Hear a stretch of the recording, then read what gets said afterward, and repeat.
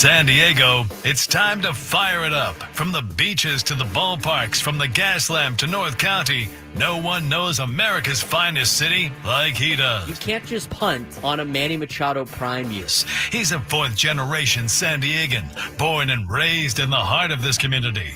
Passionate, opinionated, and always bringing you the real talk on your teams, your city, and everything in between. Braden totally knows his stuff. He's ready for the next step. That guy is good. Live and local, it's the Braden Surprenant Show. But I think Braden's one of the up-and-coming young stars in the media game in San Diego. Now, here's your host, Braden Surprenant. What's up, San Diego? And a happy Monday to everybody out there in America's finest city. He's Frank Marchese. I'm Braden Surprenant. This is the Braden Surprenant Show, live and local each and every day from 10 to 2 on San Diego's #1 sports station, 97.3 The Fan. We got a lot to talk about. We got a lot to talk about on the show. We love Monday shows. Get fired up on a Monday. Might be raining outside, might be a little drizzly. That's not going to ruin the sunshine of San Diego sports. How about, I don't want to start really with the Padres too much. We're going to get to Padres baseball. They took 2 out of 3. And I'm going to tell you right now, the more I talk to other fans, friends that are friends of mine that are fans of other teams, everybody's miserable going to the playoffs. So you know what that tells me? It's wide open. Nobody's super excited about their team in the playoffs. Everybody's got major problems. By the way, where all the people call me an idiot for saying that Michael King shouldn't start game 1. He looked pretty good yesterday. Finally, a little bounce back. Give him one more start. He'll be pitching for you in the playoffs. This team's got to, I don't know if, it feels like in baseball right now, every team that knows they're in, which is Philly and Milwaukee and Chicago, the Dodgers, they have all clinched officially. Padres tonight, with a win over Milwaukee, can clinch a playoff spot. In fact, if the Padres win tonight, they can clinch the playoffs in back-to-back seasons for the first time since 2005 and 2006. That's crazy. With as good as the Padres have been since 2020, so those odd years, man, those odd years have just been killing the Padres. Padres clinching a playoff spot in an odd year? Are you kidding me? They could do that tonight against Milwaukee. So we'll see what the Padres have. They got 6 games left. They got to win one more, and they're officially in. And for some reason, now all of a sudden, like they're 3 games behind Chicago, and they have the tiebreaker. So that's really 2.5 because you win the tiebreaker over Chicago. With the Cubs getting swept by Cincinnati over the weekend, it now solidifies that the Padres have a better record against the National League West than the Cubs have against the National League Central, which means since they both split this season, it goes to division record. Padres have a better division record against the NL West than the Cubs do against the NL Central. So this week, all of a sudden, the door got opened again for the San Diego Padres. Now they got to take care of business against Milwaukee and Arizona. Arizona is battling for a playoff spot. They're a game out of a playoff spot right now. They still have a very low chance, of potentially making the playoffs. But that being said, they're a game out. I haven't taken a deeper dive into the Arizona Diamondbacks and if they have a tiebreaker on the Mets or if they have a tiebreaker on the Reds. Based on the percentage chance of them making the playoffs, I would imagine that they don't. Or maybe it's the fact that they finished the season playing the Dodgers and playing the Padres. But you look at overall how this thing's playing out. Now, all of a sudden, you want to root for the Mets if you want to host. The Padres could still potentially host. I think it's going to be a pipe dream. But it's still a possibility. If the Mets can do damage against the Cubs while you do damage against the Brewers. So it's still relatively possible. And then over the weekend, it's the Cardinals for Chicago. The Cardinals could potentially ruin Chicago's season by making them come out to San Diego instead of the Padres having to go to Chicago. But the fact of the matter is the Padres are playing the Cubs. And with a win tonight, they'll be officially in the playoffs. And like I said, all of the teams that have been relatively in a playoff spot since the trade deadline. And I said this, It was Philly. It was the Brewers. It was the Cubs, the Dodgers, the Padres. I mean, all of those teams were basically locked into a playoff spot since the trade deadline. None of them have fallen out. The only other team was the New York Mets. And I still think the New York Mets were probably going to make the playoffs. They have had an epic collapse. Not as epic as a team in the American League. Let me tell you that. We'll get to that in a second. New York Mets are trying to hold off the Cincinnati Reds right now, and the Reds have the tiebreaker over the New York Mets. That's why the Reds are in the playoff spot right now. Again, I'd have to look with Arizona. I'd have to look with Arizona to see where they're at with that. So, that's the status on the Padres and everybody else in Major League Baseball. And I'm telling you right now, everybody's bitching, moaning, and complaining about their favorite team, that they're not going to be able to get it done. There's not one team that's like super excited in the National League about going into the playoffs. Talk to their fan base. Everybody's like dooming about their team. Let's talk about the American League for a second. The National League is pretty much locked in. The American League is crazy. And the craziest thing about the American League are the Cleveland Guardians, who have now won 9 of their last 10 and have pulled within a game of Detroit because during that time, the Tigers have gone 1-9 in their last 10. They've lost 6 in a row. The Tigers have a 1-game lead on Cleveland. A 1-game lead on Cleveland in AL Central. In the wild card, the Guardians have played themselves into a wild card spot. They're currently tied with Houston. Houston and Cleveland for that final spot. I don't know who's got the tiebreaker or the head-to-head. I'd have to look it up. But Cleveland's right there. And here's the deal. If the Guardian, there's a possibility, there's a strong possibility this week. If Cleveland can catch Detroit, if Cleveland can catch and pass Detroit, Detroit could play themselves out of a playoff spot. Completely out of a playoff spot. I mean, they were like the best team in baseball for the first half of the season. They got Tarek Skubal. It's like, who's going to beat the Tigers in the American League? What a story. What an epic collapse. As much as we like to give Frank a lot of crap, okay, about the Mets. As much as Frank thinks the Mets had a bad meltdown, and it's been bad, nobody has had a worse meltdown than the Detroit Tigers. And by the way, if you're a baseball fan, guess who the Tigers are playing this week? They're playing the Cleveland Guardians. The Guardians are a game back of Detroit for the American League Central. And they have 3 games against Detroit this week, Tuesday, Wednesday, and Thursday. And if Cleveland can take 2 out of 3, they'll pick up a game, so then they'd be tied. And I don't know what the tiebreaker is in the American League. I don't really know off the top of my head. But I'm telling you right now, if the Guardians were able to sweep the Tigers, they could knock the Tigers out of the playoffs. Over the weekend, Detroit's got to go to Boston. Boston's still playing for, some seeding purposes. They only have a 1-game lead on Cleveland and Houston in the wild card. I mean, Boston's right there too. And Detroit and Boston could be playing for a wild card spot this weekend just to make the playoffs. I mean, we talk about not having game 163. I was a fan of game 163 because it was kind of fun. It's also stupid at the same time. Like, if you're playing all these games against all these teams, there should be tiebreakers. And if I went 5-1 against the Giants in 6 games, why do I have to play the Giants again? I already showed you during the season that I beat them up.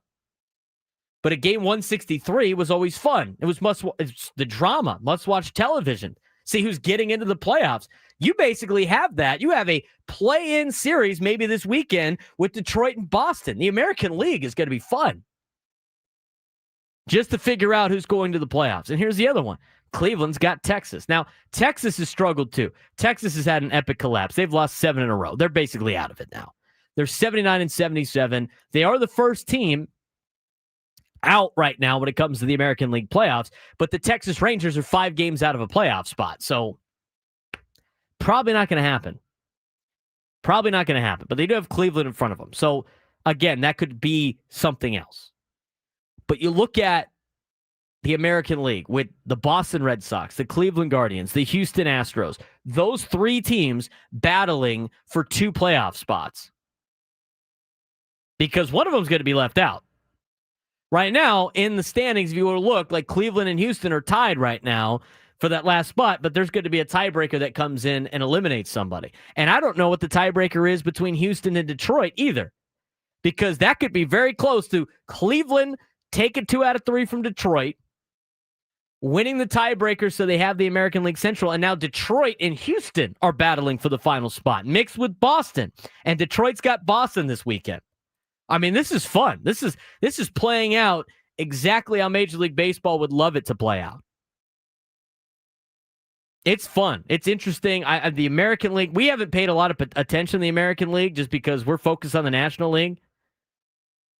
But this week, for the Detroit Tigers, because of everything that they have done to themselves, they have done this to themselves. They got to go. Tarek Skubal's pitching on Tuesday. Try to keep this thing alive for Detroit. They got a 1-game lead on Cleveland. So I mention all of that because, again, everybody is freaking out about the playoffs. Every fan base doesn't think they have enough pitching. Every fan base doesn't think they have what it takes to make a run in the postseason, which, again, you watch the Padres in a vacuum, you're like, oh, my God, who's going to pitch? Oh, my God, are we going to score runs? Oh, my God, there's no way we go to Chicago and win 2 out of 3. I mean, that's basically what every Padres fan is saying. Like, watching the Padres play against the White Sox this weekend, even though they did take 2 out of 3, it was more of a struggle than it needed to be. And then you start looking at other teams, and everybody else's fan base is doing the exact same thing, freaking out about everything that's going on. This week in baseball, you're a baseball fan, not just a Padres fan, but you're a baseball fan. This is going to be a fun week for 6 games left for everybody. The American League has a fun race going on. Now, all of a sudden, Cincinnati is part of this race with the New York Mets. Arizona is a game back. I mean, you're going to be playing against teams that are in it right now. Arizona's got the Dodgers this week. Dodgers have already clinched a spot. You look at the overall standings in the league, in the National League, Philly's 3 games back from Milwaukee. I mean, if you're the Padres, here's the deal. If you're the Padres, you could do yourself some favors here by letting the Brewers get the 1 seed so you could play Milwaukee in the second round and not have to play Philadelphia. But at the same time, you got to get at least that first win to clinch a spot. It's going to be interesting with the Padres these next 3 games. Then against Arizona, they could basically knock Arizona out of the playoffs. But there's a lot of teams still playing for something in Major League Baseball. We're going to talk more about that. We're going to talk more about the Padres. We're going to get to Aztec football. We're going to talk about Aztec football later on in the show. I wanted to spend some time on it in the opening segment. We got to go a little bit carried away with how fun Major League Baseball is. We'll talk NFL, college football. Frank and I were at the Aztec game. How about them Aztecs, huh? How about them Aztecs? How about them Aztecs? That's right, Sean. Say it again, Sean. How about them Aztecs? That's right. How about them Aztecs? How about them Aztecs? What an ass whipping that was. I couldn't believe it. I was shocked. I was in the press box for the game. I thought Cal was going to be up 28-0 at the end of the first quarter. Going into the game. I'm like, there's no way San Diego State hangs with these guys. And the quarterback they have and the personnel they have, they just beat Minnesota. They handled Oregon State. I mean, they were 3-0, and they were 3-0 in a convincing way. And San Diego State, goose egg, shuts out Cal.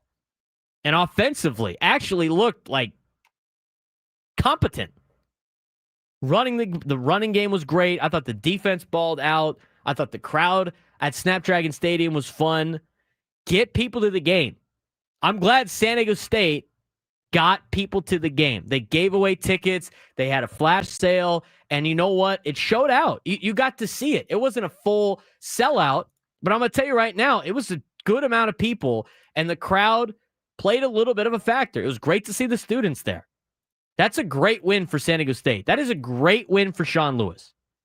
Great win for Sean Lewis beating Cal. I'm going to tell you right now, I think Cal is going to win a lot of games in the ACC. I don't think that Cal, I think Cal was overlooking San Diego State.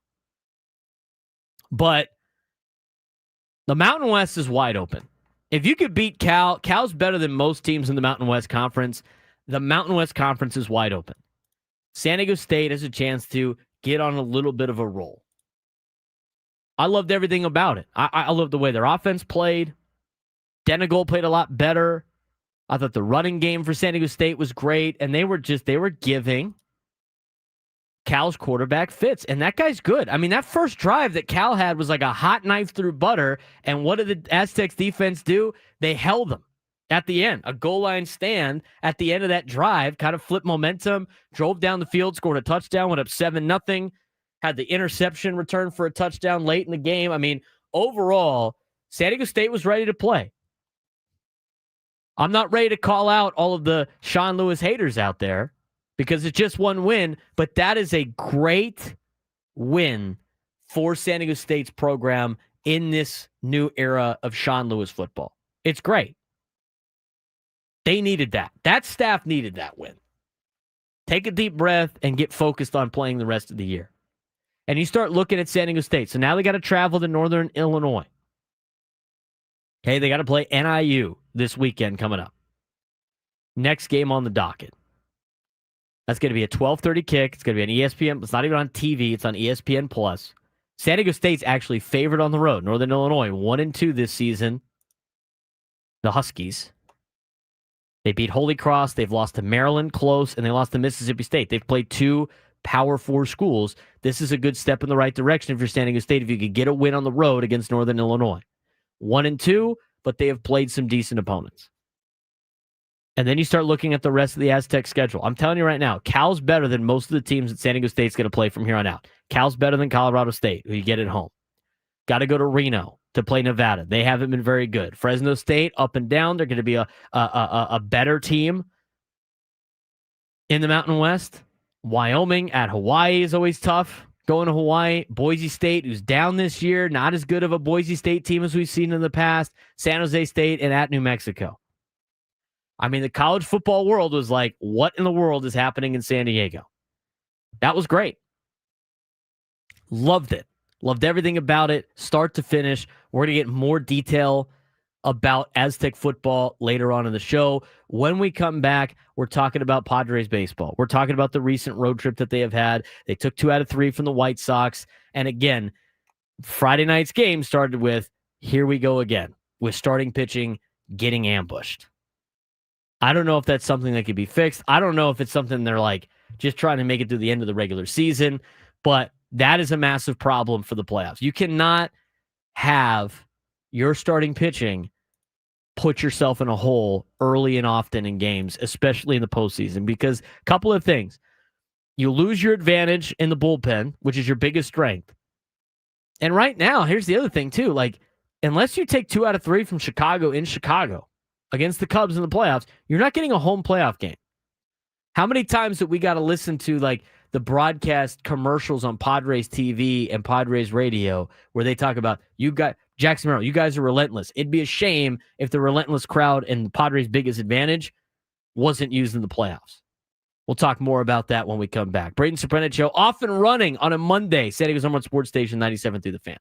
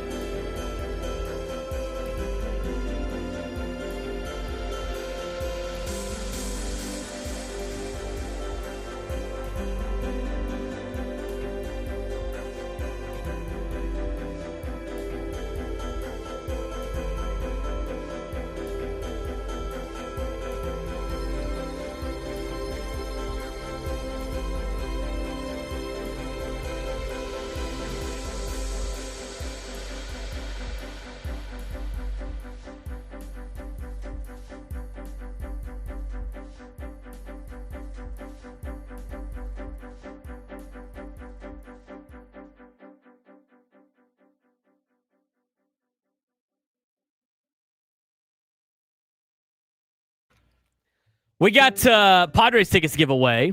We're going to do it in the 1 o'clock hour. 2 tickets to the Padres game against the Diamondbacks this Friday.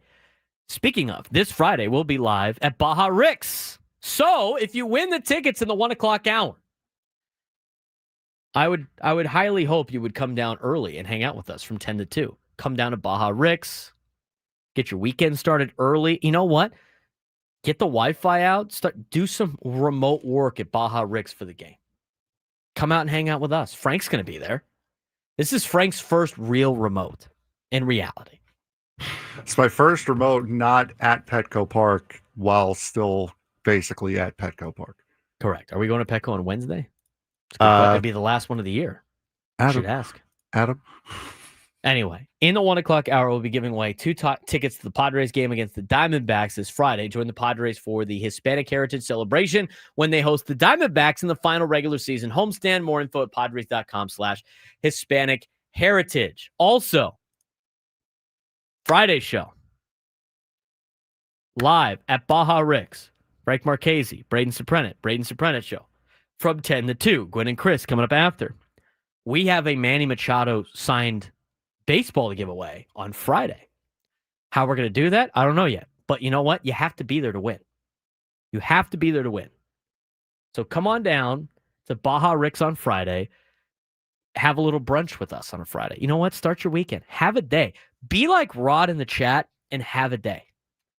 Where's Prolific at? I expect to see him on Friday. I have his shirt still. I expect to see him on Friday. People in the chat. All you loyal, I expect you to see you on Friday.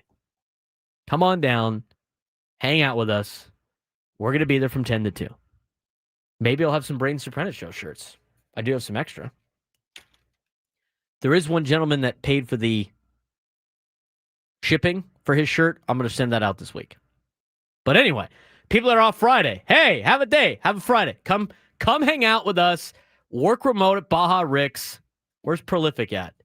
Get your ass to Baja Rick's on Friday. We expect to see you there, buddy. I got your shirt for you. Come out and say hi. You might be able to win a Manny Machado signed baseball. We're giving away tickets today to that game. So maybe you win the tickets on the show in the 1 o'clock hour. Then I would expect you to show up. That's not part of the rules. You can do whatever you want. But I would expect you to come down. I mean, it's the least you could do, right, Frank? I mean, it's the least you could do. I'd say so. We're giving you the tickets. Come down early. Come hang out with us. Get ready for Padres baseball. This hour on 97.3 The Fan is brought to you by IHOP. Introducing the IHOP value menu, where all your breakfast faves are just $6 each every day. Where else can you get a big, filling, sit-down breakfast for only $6? Go to your happy place with the $6 IHOP value meal menu. Available every day at IHOP, $7 in some locations. That sounds good right now. Come on down. Come on down. Friday, Baja Rick's. Going to be a fun time. All right. Padres magic numbers 1 to clinch a playoff berth. Could happen as soon as tonight. They get a win. They're most likely the 5 seed. They would face Chicago at Wrigley Field in the wild card series. They're 3 games back from the Cubs, but they own the tiebreaker over Chicago. So let's see how this plays out this week. If the Padres have a good week, they could be hosting the wild card. Still playing for that. Padres' magic number for the 5th seed specifically is 2. Cubs' number to clinch the 4th seed in home field is 3. Padres could pass the Cubs by going 6-0 this week if the Cubs go 3-3 thanks to the interdivision tiebreaker. 6-0 means the Cubs got to go 3-3. Go 5-1, they got to go about 2-4. Obviously, go down the list. If you go 4-2, the Cubs have to go 1-5. And then maybe you're hosting the first round of the wild card next week. Playoffs are next week. They're next Tuesday, if I'm not mistaken, right? Is that next Tuesday, September 30th? Yeah. It's here, Padres fans. It's here. Are the Padres ready? Well, we're going to recap what happened over the weekend against the White Sox. Get your phone calls, 833-288-0973, 833-288-0973. We're going to be frank with Frank, see what his takeaways were. Not on the Mets, but on the Padres when we come back on the Braden Surprenant Show.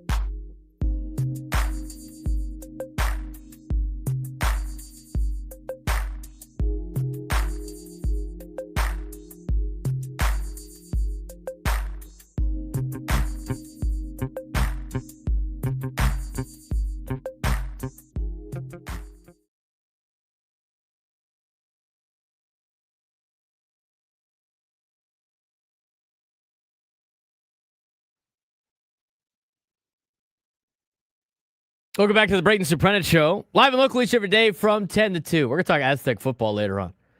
Foul on Juan Ruiz, by the way. He draws the foul. Saw him at the Aztec game, didn't say hi. Say hi. If you see me out, but you could say hi. It's okay. You could say hi. I don't know if we're going to be at the Western Metal Building on Wednesday. We don't have somebody to run the board for us. So we'll see at Baja Rick's on Friday. I expect the chat to be there. I want no chat messages on Friday because I want everybody there. How about that? You could chat during the show live in person. Wouldn't that be better? Come up and say hi next time you see me. Foul on Juan. That's his first personal. I know Jocelyn will say hi. She'll come up and say hi. She's done it before. Jocelyn is a proud supporter of 97 Through the Fan. She has to remind Adam about it all the time. I will not be wearing the Sage Creek shirt on Friday, though. I'm about to mix it up this week, though. Maybe on Wednesday. Juan, I would have had to chase you down. Yeah, I was moving fast at that point. I was hungry. 833-288-0973, 833-288-0973. Let's talk about the Padres series against Chicago. Again, based on the way that they've been playing, Frank, you'll take the 2 out of 3. It wasn't pretty, but they're able to get the second 2 wins in on Saturday and Sunday. Friday's game was tough to swallow. Yeah, it was. It was, again, offense completely left in witness protection. Like there was no offense to be found. You lost a game 4-3 against a way inferior opponent who only had 4 hits. That is not great. That is absolutely pathetic. 2 for 7 with runners in scoring position. The only bright side that you can pick up from that game is that Merrill is starting to find gaps consistently.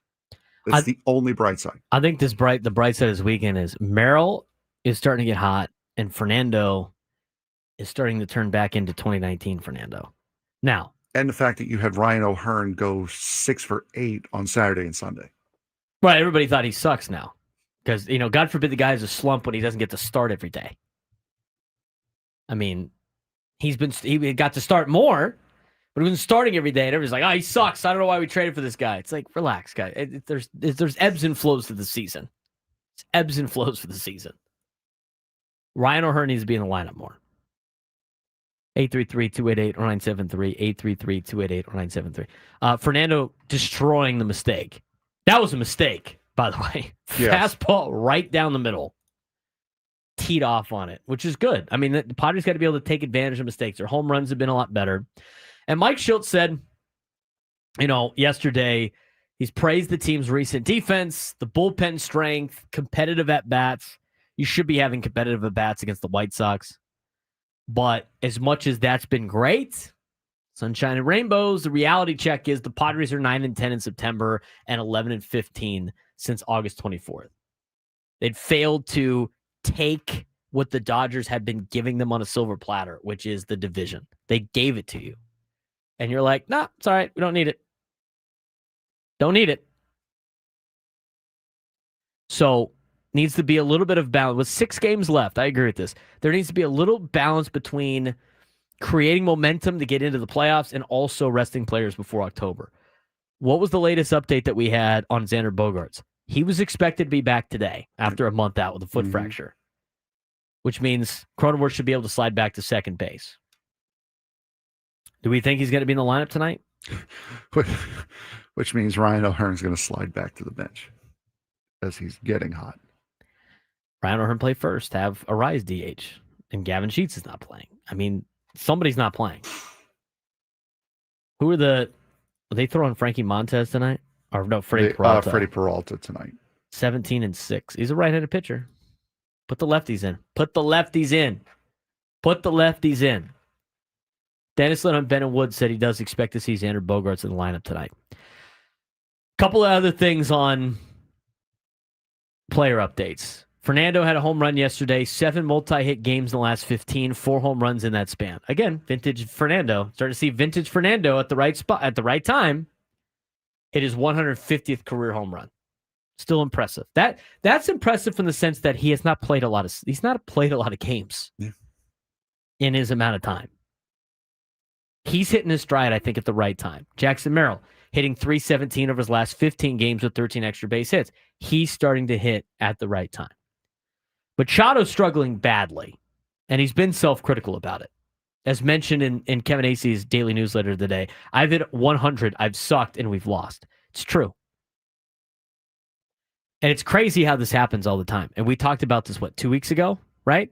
Talked about this 2 weeks ago. Mm-hmm. Where Manny goes, the team goes. And then I was like, okay, well, there's other guys. Fernando's playing better, doesn't matter. Jackson Merrill's playing better, doesn't matter.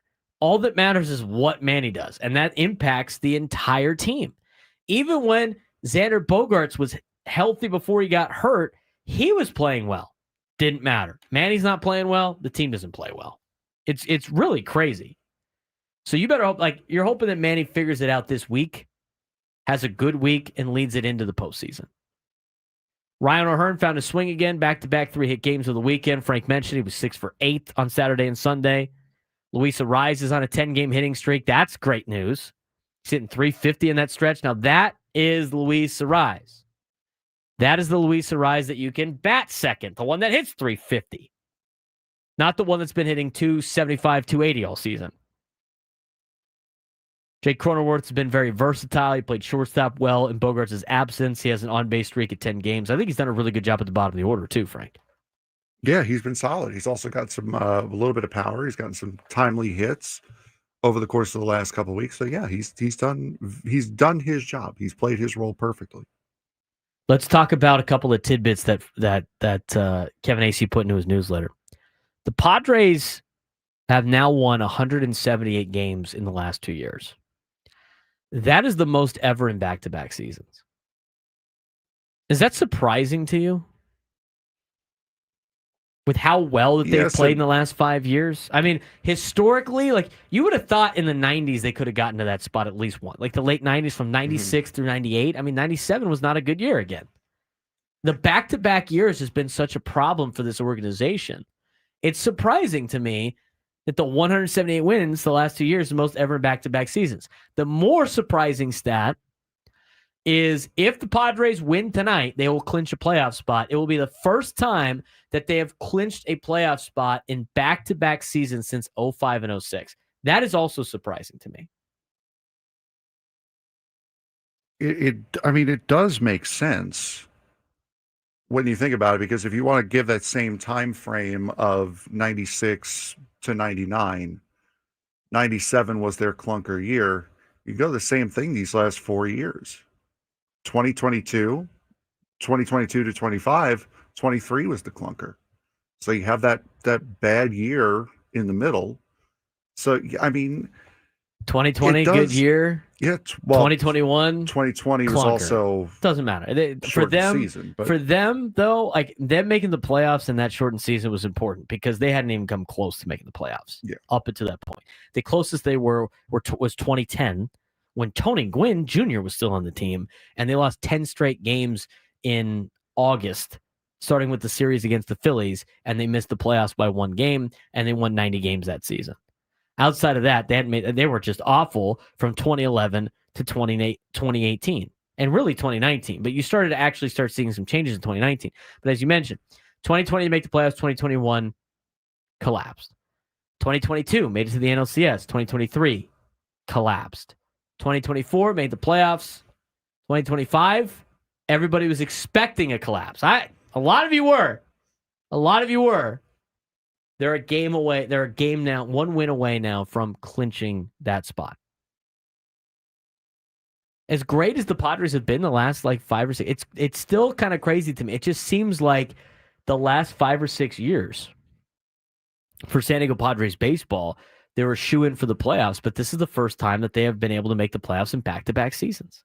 And this was also a year that we had all anticipated them just backing into the playoffs, backing into being in the fight that the Mets, Reds, and Diamondbacks are currently in, trying to find a way to either get in the last couple days or try to find a way to stay in it.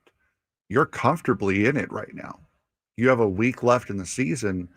They just showed it on on MLB Network for the Reds, their starting rotation for the next week.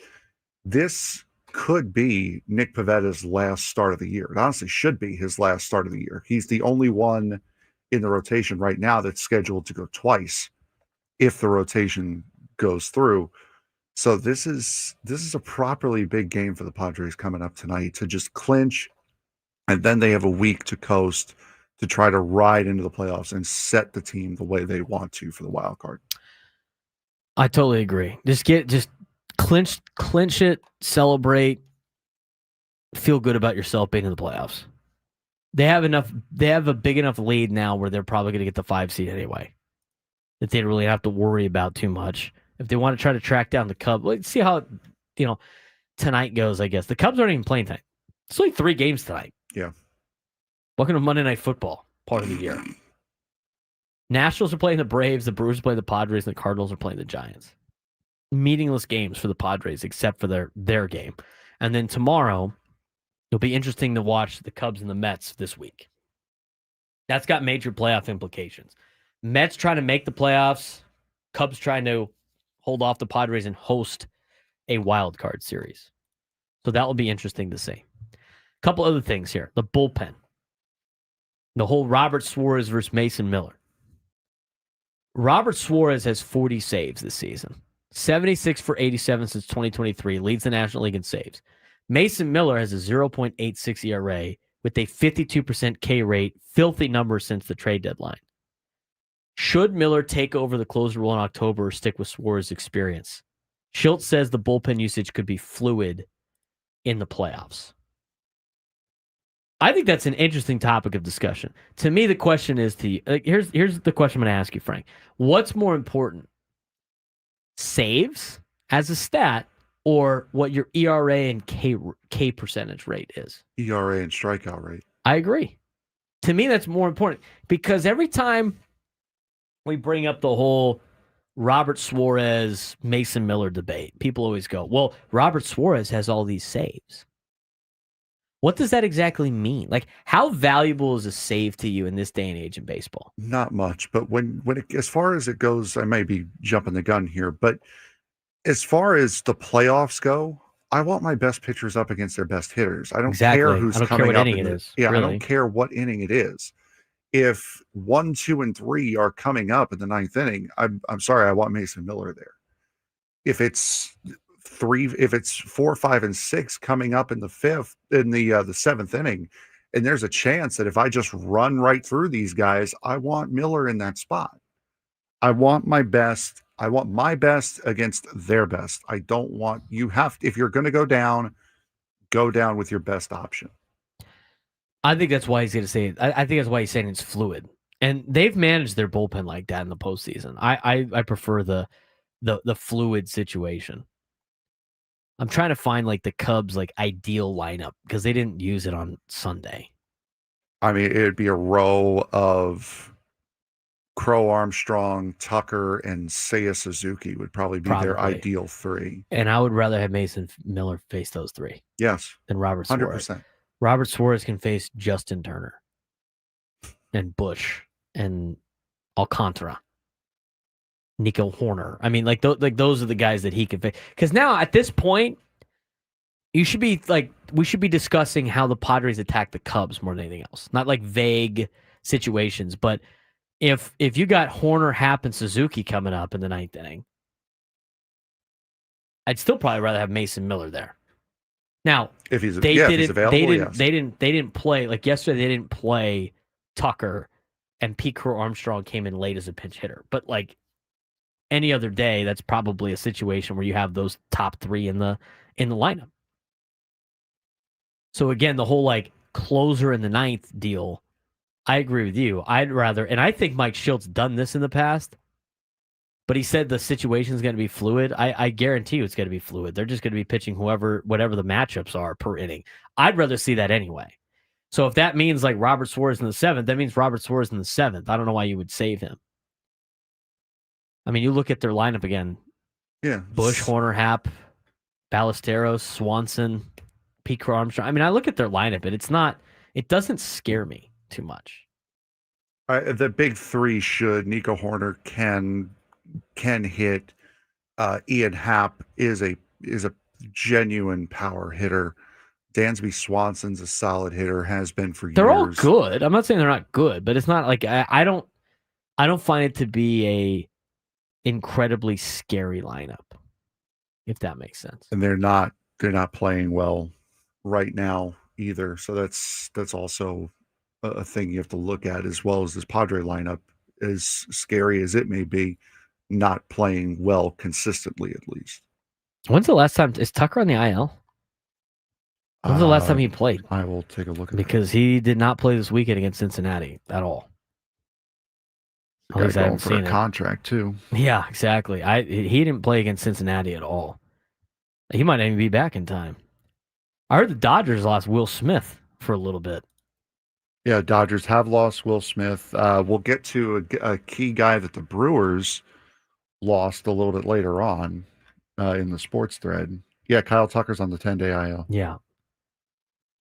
If you go into the wild card series next week and Tucker's not available or he's beat up, I mean, that's another win for the Padres. I mean, they're looking at a lineup right now that's been Bush and Horner at the top with Happ and Ballesteros for the last couple of days. Suzuki's been around 4 or 5 in the order. Pete Crow Armstrong, they're batting lower in the order. Pete Crow Armstrong is hitting 247 right now with a 773 OPS. At least it was going into last weekend. Will Smith might be out until maybe the National League Divisional Series. I mean, there's injuries afoot in Major League Baseball right now. Again, like I said in the opening today, despite the Padres and all the problems that they're having, they're getting players back like Xander Bogaerts tonight, getting healthy at the right time, and guys are starting to get hot at the right time compared to a lot of other teams that are losing players right now. I mean, the Padres lost Xander Bogaerts for a month, but he's back tonight. Dennis Lind mentioned it today on the morning show that he expects Xander Bogaerts to be in the lineup tonight. Xander Bogaerts has 6 games to get up to speed. And he's been doing some rehab stuff in Arizona right now in the complex league or whatever. They got so many leagues. Can't keep track of them all. Kyle Tucker on the IL retro to September 6th, so he's due back anytime now. Well, he should be. I mean, he's been on the IL for a long time now. September 6th. What day is it today? The 22nd. 22nd.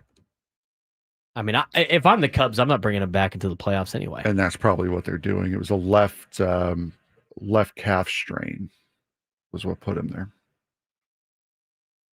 So that's where we're at with the Padres in terms of the overall deal. I thought Michael King did a lot better. Didn't go long again, but he doesn't necessarily have to do that right now. You just want to get him back into shape. And you know what? I thought he pitched fine. Against Chicago. A lot better on a bounce back against the White Sox. I know it's the White Sox, but he's starting to look a little bit better. Adrian Morejon, unbelievable. You could argue that he's been the most valuable Padre this year. 100%. I know a lot of writers are comparing that. 20 holds this season, 13 wins, a 2.04 ERA, 0.89 WHIP in 72 appearances. Was an All-Star this year. Elite in stranding runners, 11.1% of inherited runners scored, best in Major League Baseball since 2016, if it holds. He has shown versatility, pitches anywhere from the 4th inning to the 9th inning, finally healthy after all these years of injuries. He's been huge. He's been huge for the Padres. That's the big reason why this bullpen is so great. Guys like Adrian Morejon. It's a dreary day in San Diego. They go to they're showing Petco the ballpark Park. Cam at Petco right now. I remember yesterday it was raining, right, throughout the entire day. I got football nice on. yesterday. I flipped over to some Padres baseball. It's like sunny in Chicago. I'm like, oh, these guys are going to be so upset when they come back, and it's not sunny and 75. It's warm, though. That's the problem. It's also warm. Yeah, it hasn't been too bad, though. It's been worse. A couple weeks ago was horrific. But this is the only team in Major League Baseball that you look at right now that has the pitching. They're not freaking out about their pitching. I'm curious to see what this Brewers team is like. We saw them earlier in the season, and the Padres took 2 out of 3 in Milwaukee. I'm curious to see what you're getting a taste right now, because you're going to have to play this team on the road to start the divisional series if you make it through Chicago. This is a good kind of tester, I think, for the Padres this week to see where you stack up against the Milwaukee Brewers. So we'll see what happens tonight for the Padres. One win tonight, and the Padres clinch a playoff spot. Tonight's matchup, Padres have Nick Pivetta, and the Brewers have Freddie Peralta. Ace versus ace. That's your two number ones. This should be like game 1 or game 2 of the divisional series if you can make it through Chicago. We'll talk more Padres baseball in the next hour, but also Aztec football looked pretty good over the weekend. Talk about what we saw there and get some sound from Sean Lewis after their victory over Cal when we come back.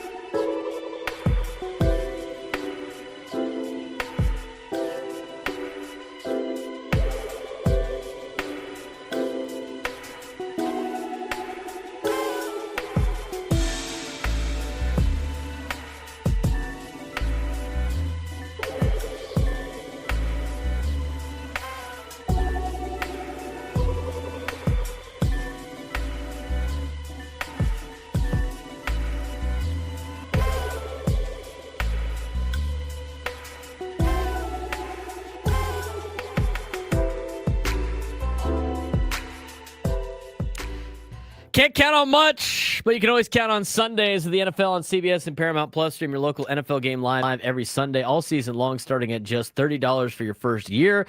That's like $250 a month. Visit ParamountPlus.com/NFL to get started today. Fun weekend in the National Football League over the weekend. Great if your defense and special teams balled out over the weekend. Great if you're a home team as well. Also true.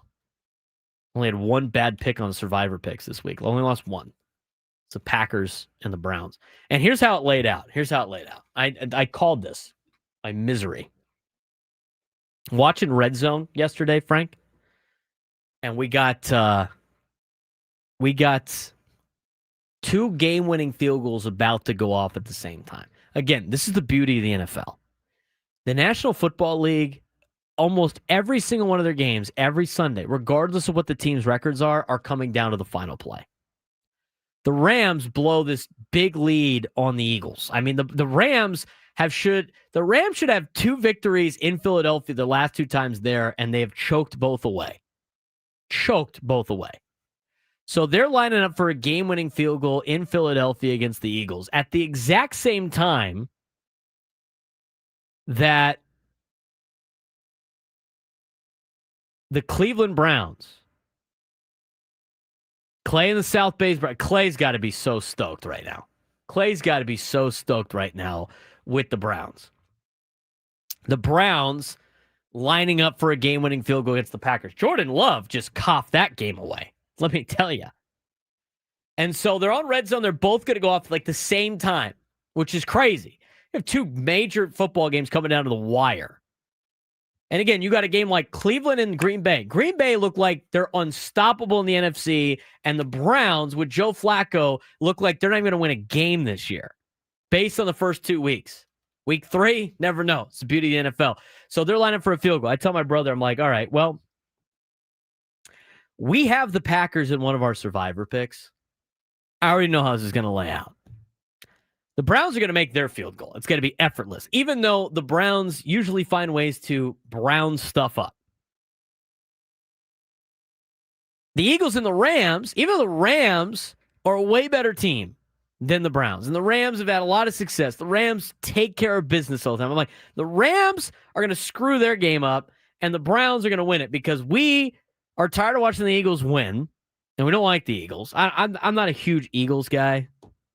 I got friends that are Eagles fans. I'm done with the Eagles. Okay, I don't need to see the Eagles win anymore. I think Philly fans in general are obnoxious people. Everybody ever been to Philly? Like, Philadelphia is just filled with miserable people. Like, everybody there is they just hate everything but their sports teams, and they're always trying to start stuff. They're just always. Time I went to Philly, I was there for the Army-Navy game. It's 2022. I wearing a TCU beanie because it's freezing. I only have a certain amount of things. The team issued stuff for the cold season. The guy working at the link was just starting to run his mouth about TCU football for no reason. But it wasn't like fun smack talk. It was like personal attacks. And I'm like, all right, dude, like, have fun staying here. I'm flying back to San Diego after. Like, have fun, dude. Classic Philadelphia. Scum. They're just miserable people. So I'm kind of tired of them being happy at this point. Like, same with Boston. Like, Boston, they're not they're not fun when they're winning. They're just obnoxious. So I'm sitting there going, like, I'd love for the Rams to win. They should have won the last time they were there until it snowed. And I literally tell my brother, I'm like, look, we need these guys to win for the Survivor pool. They're going to lose. The Packers are going to screw this up. The Browns are going to drill this field goal. And I was like, I'm tired of watching the Eagles win. Something catastrophically bad is going to happen to the Rams. And you know what? That's exactly what happened. Browns drilled their field goal. I mean, it wasn't even close to being anything. It was a perfect field goal for the game winner. I'm like, thanks, Jordan Love. Appreciate it, Packers. Let's look to Philly, which was an easier field goal. It gets frickin' blocked and taken to the house. Second one, too. Yeah. Second time he got blocked in the same frickin' quarter. Blocked. I'm like, bro, what? Jeez, man. The beauty of the NFL. The other thing that's dumb about fantasy football, this is how infuriating fantasy football is. Now, I believe for fantasy football, we're going to talk about the Aztecs in a second. I believe this is my ideal fantasy football league, okay? I don't mind like the ESPN scoring, ideal to me. I think it's ideal scoring. I think you should have 2 receivers. I think you should have a couple running backs, 1 quarterback, a flex option, a tight end, a defense, and a kicker. This is like my ideal league. And every league I play in is drastically different. I like the scoring of the ESPN leagues, but I like the overall play of my dad's league that I'm in. And in my dad's league, it's kind of crazy too. It's like it's mostly touchdown heavy, which is fine. I mean, it's kind of fun because if you they've added a little bit of yardage now to this fantasy league. But Frank, if my receiver catches a 90-yard bomb and gets tackled at the 1-yard line, he gets 0 points. You have to score. Like, Good. It has to be touchdowns. So, like, the bigger the touchdown, the more points you get. So you need guys that rip off huge runs or catch bombs. I mean, that's valuable in fantasy. They've added a couple things where if you get to 100 points or 100 yards, like all-purpose yards, you get like 5 points. So at least you're scoring something. Yeah. So, like, that scoring's a little weird, but they go 1 through whatever every week. So there's no head-to-head matchups.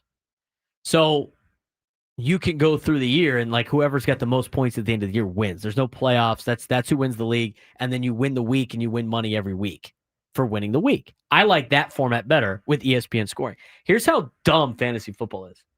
I'm watching my games, like the matchups I get. This week in like the league that we have with Scraby and stuff, I get to play the guy that's got the Vikings defense. Like, he's so smart. He decided to draft the Vikings. He happens to draft the Vikings defense. I get to play his team when the Vikings just tee off on Jake Browning and the Bengals, who they were a turnover machine. The Vikings defense had like 30 freaking points. It's just like, all right, well, this is going to be a loss. I have Jamar Chase. Jamar Chase has like 8 points that day. I mean, first overall pick in the draft. Whatever. Jamar Chase, not going to get it done. In the other league I play in, I lost the game to a guy that only started Steelers. Do you know when I got to draw him in terms of week-to-week matchups? This is how stupid week-to-week matchups are. When they played the Jets, and everybody on their team scored a touchdown that day. What has that team done since? Gotten their ass handed to them the last 2 weeks. Why? Because the Steelers haven't been scoring at will. I mean, this is how dumb fantasy football is. I've won leagues. I'm going to tell you right now, I've won fantasy football leagues. It is all luck. The year I won last year, it is all luck. If anybody thinks that they know what they're doing in fantasy football and can tell me what a guy is going to do before he does it, I'm telling you right now, he's a liar. Eddie Brown. Yeah, exactly. Eddie Brown does a great job of helping us find players, but after that, it's really up to the player. Like, there's no way you would know how to predict what players are going to do. You're like, well, the matchups and everything like that. No guarantee. Here's the other thing. My teams have got, you know what? I already know for a fact that my dad's rolling his eyes. My dad is the unluckiest dude in fantasy football. He will ruin people's careers by drafting them. I mean, ruin them. You want to know I'm going to tell you right now, you want to know who my dad's got? Just think about some guy that suffers some catastrophic injury. My dad's got him. The years that Christian McCaffrey has suffered season-ending injuries, Mike Surprenant drafted him that year. I'm telling you, he's the worst. Did he have Najee Harris? No, he doesn't have Najee. Okay. But he's like the way. I can't believe it. So anyway, I mean, I drafted Xavier Worthy. Guy gets knocked out in the first game. Like, all right, well, he's done. By the way, I've had Justin Herbert the last couple of weeks, but I had Jaden Daniels. Jaden Daniels is projected to be better. He's top 5 quarterback, fantasy football. Why would you not start him? Right? At least the first couple of weeks. So I did. Justin Herbert, who I drafted as a backup, has outplayed him the first 2 weeks. Now, Jaden Daniels gets hurt, so I have to start Herbert. I'm like, this is great. Herbert's been on a roll. Broncos just, prevent him from having a big fantasy day. That's how dumb fantasy football is. It's dumb. It's all about luck. Like, strictly about luck. Anybody that says they're skillful at fantasy football, I'm telling you right now, you're a liar. It's like clockwork. Again, I won my league last year. I'm telling you, I didn't do anything crazy. T. Higgins went off. It wasn't me going like, I think T. Higgins is going to have a great year. Jonathan Taylor went off. I picked up Kareem Hunt in the middle of the season because I needed a guy early in the year. Guys got hurt with that. I'm telling you, it's luck. But again, like, it is what it is. Like this week, Caleb Williams did well. I thought he was going to do well. Cowboys defense sucks. I mean, I got Alvin Kamara in that game against it's just 6 points. Jamar Chase having less than 10 points when he's the number one overall fantasy football guy. It's crazy, dude. Like it's just crazy. Stephon Diggs has been bad. Fair enough. But here's the deal. I usually take some losses early, which is great. Higher up on the pickups, get the right guys, start going through. What's frustrating about the head-to-head matchups in this league, aside from last year, in this league with Scraby and Chris, I've finished like top 3 every single year. I have scored the most fantasy points every single year. I go like 500 because you know who I play every week? The guy that happens to score the most points that week.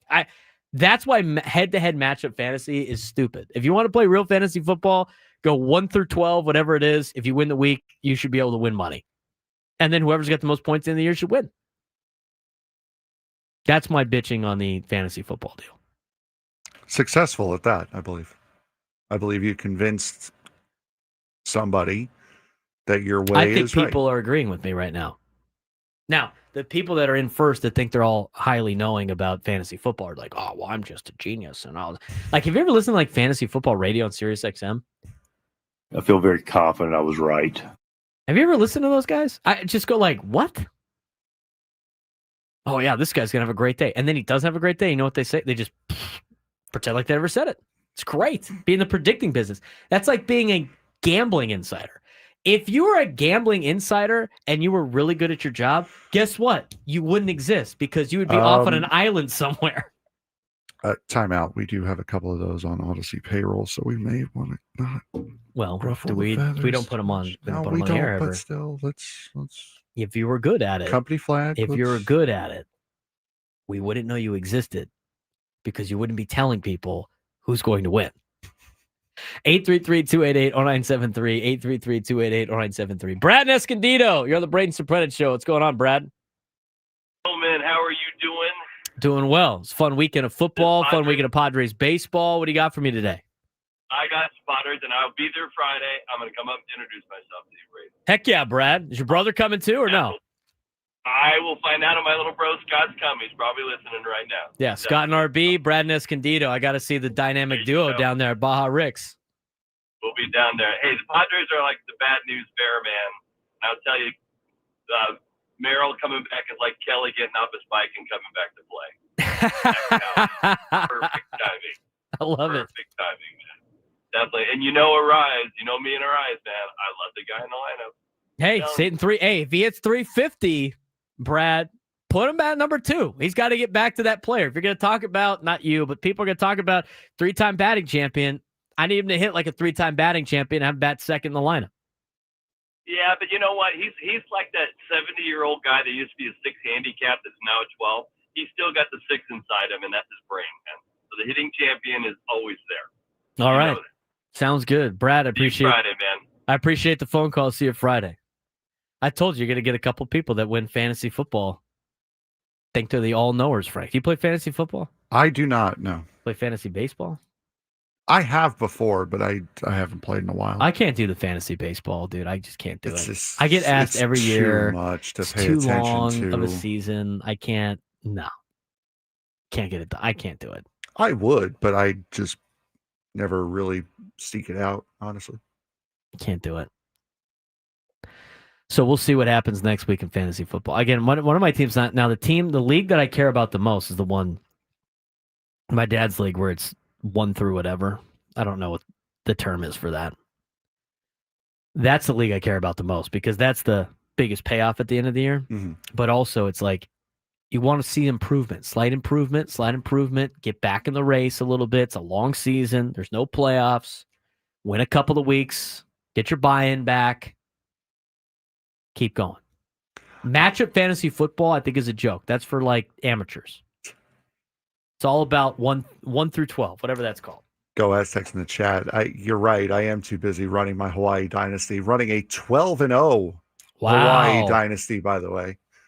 Wow. Got the Mountain West Championship game coming up. I don't even know who I'm playing, honestly. I think it might be UNLV again. I haven't played that game since I got the game. That's a good I don't have time to do that. I don't have time. I don't have time to do things.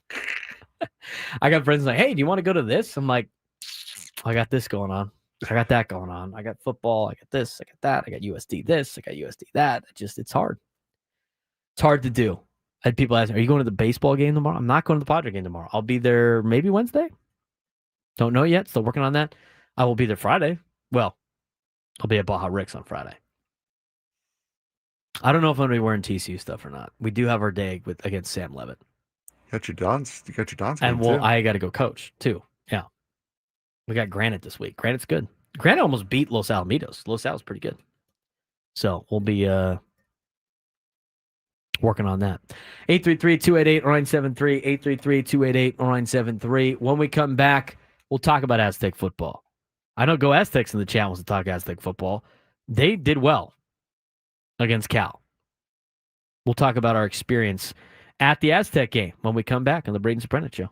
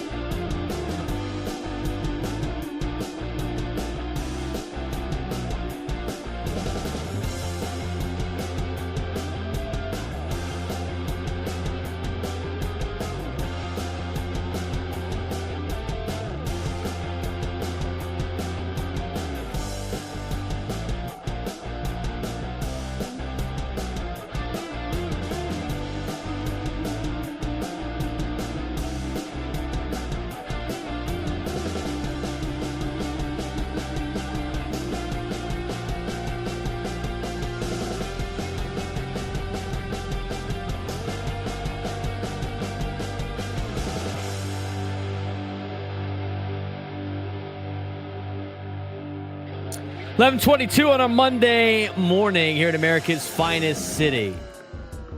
How about them Aztecs, huh? How about them Aztecs? It's like the only show, like I talked about. We're like the only show that like really dives into Aztec football. And I mean like on any station. Any station. We're the only show that actually knows what's going on with Aztecs football, at least from a football standpoint. Talked about him last week. People were getting upset at me that I said, go to the Aztec game. Did we not say go to the Aztec game? We did. Did I not say this is a great showing to potentially this is an audition for the Aztecs? What's the term on our show? Right, but too early. Right, but too early. Exactly. Here's a couple other things. People were like saying, I had to talk to powers to be. People that were born before 1995 about the entire narrative. What was the narrative last week? Nobody has ever given a bleep about Aztec football. Like nobody ever goes to their games, right? Mm-hmm. Nobody ever went to their games. I went down memory lane with some people this weekend about Aztec football. They had a home opener one year against USC in the 90s. Marshall Faulk was on the team. Qualcomm Stadium was sold out.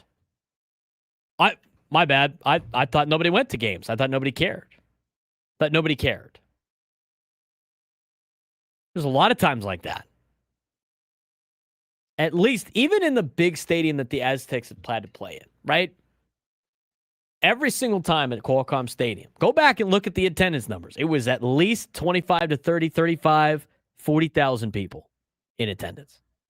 That's pretty good. Stadium was sold out for Aztecs in Miami. Now those are bigger opponents. But I'm telling you, people do care about Aztec football. They would like to see a couple of things happen. One, the team get better, which is good. Step in the right direction on Saturday. Two, play better opponents. Saw it on Saturday. I mean, think about this. If they were able to get themselves, see, this is where they took a step back. The stadium, a massive problem trying to pay off a lot of that stuff because it's so expensive to go to games. Because they're trying to pay off the stadium. I'm telling you, any type of window that they had, if they had it, and I don't know how much of the window it was, I would have gone to any other conference to try for nothing just to get people to go to the games because that would interest people. Imagine if Utah was showing up on a Saturday, Frank. Yeah. Or BYU or Arizona or Arizona State. Or even like West Virginia. I mean, think about the Big 12. I mean, it's way more fun than watching them play Wyoming and all that stuff. And even in the new pack, whatever. I mean, Washington State got embarrassed over the weekend.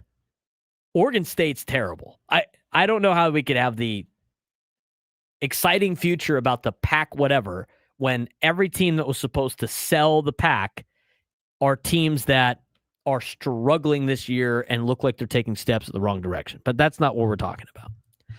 I thought San Diego State did a great job of getting people to go to the game on Saturday. I hadn't left yet, so this is how my Saturday went. So I was going down there. I had a credential to get into the press box, and then I knew some people that were going down there.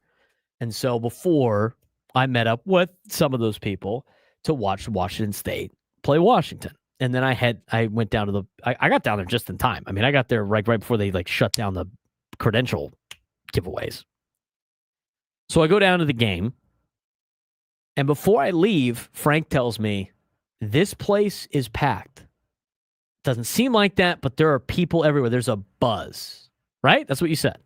Yeah. Am I lying there? Mm-hmm. Not putting words in your mouth. Nope. So what time did you get there and take us through the buzz that you experienced before I got there? I got there at 5:30 because I thought it was a 7 kick, not a 7:30. So I got there a little bit earlier. You had a lot of time to stretch and move things. Yeah, I had a lot of time to prep for the show today, actually. It was, I mean, honestly, it was a little bit more sarcastic than it ended up actually being what I sent you. But there was not a lot of people there when I got there, including in the tailgate lots. There wasn't many people. You could still move around freely, but as kickoff got closer and closer, you could start to tell the student section filled up a little bit earlier than it did against Stony Brook. The stands are starting to look a little bit more full the closer and closer you get to game time. And when the game started, I mean, you're talking a couple minutes because, of course, there's stands are never going to be packed to capacity right as the game starts because there are some people that are still in line getting stuff pregame. There's still some people in the team store and doing other things like that. But as the game started to go on, I'm starting to notice, I'm like, hey, it's not great, but it's not bad either. It's not empty like it was for Stony Brook. Now, second half, completely different story. But there was a lot of energy at the stadium last night for those who were there. Student section was packed and rowdy. The fans were there, didn't like seeing the 50-yard line, like from 40 to 40, basically empty, that was being filmed by the hard camera. That was not a great look. But other than that, everywhere else was pretty full, above average. Yeah, I watched the first quarter in the press box, and then I walked around. I wanted to get the environment of the Aztec game. I'll tell you, when I got there at close to kickoff, like 7:20 something, the students, the line to get in the student section was ridiculous. I heard that a lot, especially from some of the Twitter faithful, that just getting into the building was horrific yesterday. Even after kick, just getting in was awful. I've been to a lot of games in different parts of the country. When everybody shows up at the same time, it's very difficult to get in the building. So, yeah, I was using that as more of an example of there were a lot of students there, which is great. That's part of the problem. Like it's an off-campus, even though it's San Diego State West, it's still off-campus for those kids. They don't live there, so they have to trolley over. I mean, I tell you what, the rideshare line at the end was packed. Yeah, it was ridiculous. Getting an Uber out of there was almost impossible, but that's expected. And so they had a good student section there at the beginning. Yeah. You felt early in that game, there was a couple of times Cal had a false start where the crowd was getting it. Sean Lewis was getting the crowd fired up and everything like that. I thought it was great. Players were for that third quarter, that one that was close to the student section, the one in the third quarter where they had the two false starts the two false starts that pushed them back out of field goal range, and they ended up missing that field goal because it got pushed back so far. So yeah, student section definitely made a difference. I agree. I think it was cool. I think the environment was better. I think that was a good tester. San Diego State has outscored their opponents at home, 72-0? 76 to nothing. Be great to get more people to go to the games. I thought it was a fun time. I mean, I walked around. It was cool. There was a lot of people enjoying their time there, a lot of families. The 2015 team I saw were intermingling with people. I mean, I thought overall it was a great night. And San Diego State Aztec football played well. It's a good step in the right direction. Like, a lot of people want to just cry, like, well, it's only 21,000 people. That's better than what it was. Yeah, for San Diego State football, that's a lot. And that's a lot of new eyes with the flash sale, with the free tickets. Correct. That was the perfect night to have if you were San Diego State. It is Nothing way went wrong. better to take your family to an Aztec game than it is to take them to an NFL game, especially in California. Yes. I will say that right now. Way, way better. Now, the prices are still high. I still think San Diego State needs to find ways to give tickets away and make like flash sales. And I know that hurts the season ticket holders because they have already spent the money for the tickets that they have. And again, you look at some of the tickets in some areas that, like the club section and everything like that, their aftermarket sales are so high. The number's so high because they try to make some of their money back. I mean, I saw tickets like $450 in those sections. That section's great, Which is absurd. but $450 for an Aztec game, I don't care who they're playing. That's absurd. That is SEC level pricing for football games. Yeah, and San Diego State, please do not misconstrue what you saw the other day. This is not an excuse to go and raise prices to an obscene amount of money. The key is getting people in the building. They will spend the money when they're in there. You will get that money you're losing in ticket sales. You'll get that back in concessions. You'll get it at the team store. You will lose if you think like, oh, well, people are going to the games. Let's jack these prices up a little bit. Let's see if they'll still go. No, they only went because the tickets were as cheap as they were. And if they stay that low, they will continue to go. But if you think, okay, well, that worked. These seats were $75. Let's raise them to 80, 85. No, you're going to be right back where you were. You're going to lose everything you gained this past weekend. Yeah, I think the getting people in the building is the biggest deal. That to me is the seller. And anybody that I just thought it was funny. Like last week we were idiotically arguing with people that said like the stadium's great for rugby but terrible for football. I would beat my head against the wall. I can't believe I entertained that. The stadium's a nice stadium. It's a good stadium to watch sporting events. All the vantage points are great. The concessions are fun. Like it's on, again, it's a little bit on the expensive side, but at the same time, like it's a good environment for college football, for the level of college football that San Diego State plays. You just got to get more people to go. And again, there's a lot of people that have canceled season tickets because it's so expensive. It's not worth it. Like the difference is Padres fans continue to go with the pricing because it's the place to be in the summertime, and the Padres are good. San Diego State, and they play, obviously it's the Major League sports, right? It's Major League Baseball. You're seeing the best of the best. For the Aztecs, it's not worth the price of admission yet. And hopefully they could get to that point. But I thought Saturday was a great day for Aztec football. Yeah, it was the perfect day to have a bunch of new eyes in the building and to rout a 3-0 ACC team, no matter how stupid that sounds. ACC. Nothing says the Atlantic Coast Conference like Cal. Berkeley, California. But seriously, for an 3-0 ACC team to rout them in convincing fashion, that was the perfect night for San Diego State on Saturday night. That was a Cal team that a lot of people thought could go 9-0 to start the year based on their schedule. And they could very well be a playoff team this year. I still think that they can run the table in that conference because the conference isn't very good. And I think San Diego State punched them in the mouth. I mean, they look like they went in there and overlooked the Aztecs a little bit. We'll talk more about the game, hear what Sean Lewis had to say when we come back on the Braden Surprenant Show, San Diego's #1 sports station, 97 through the Fan.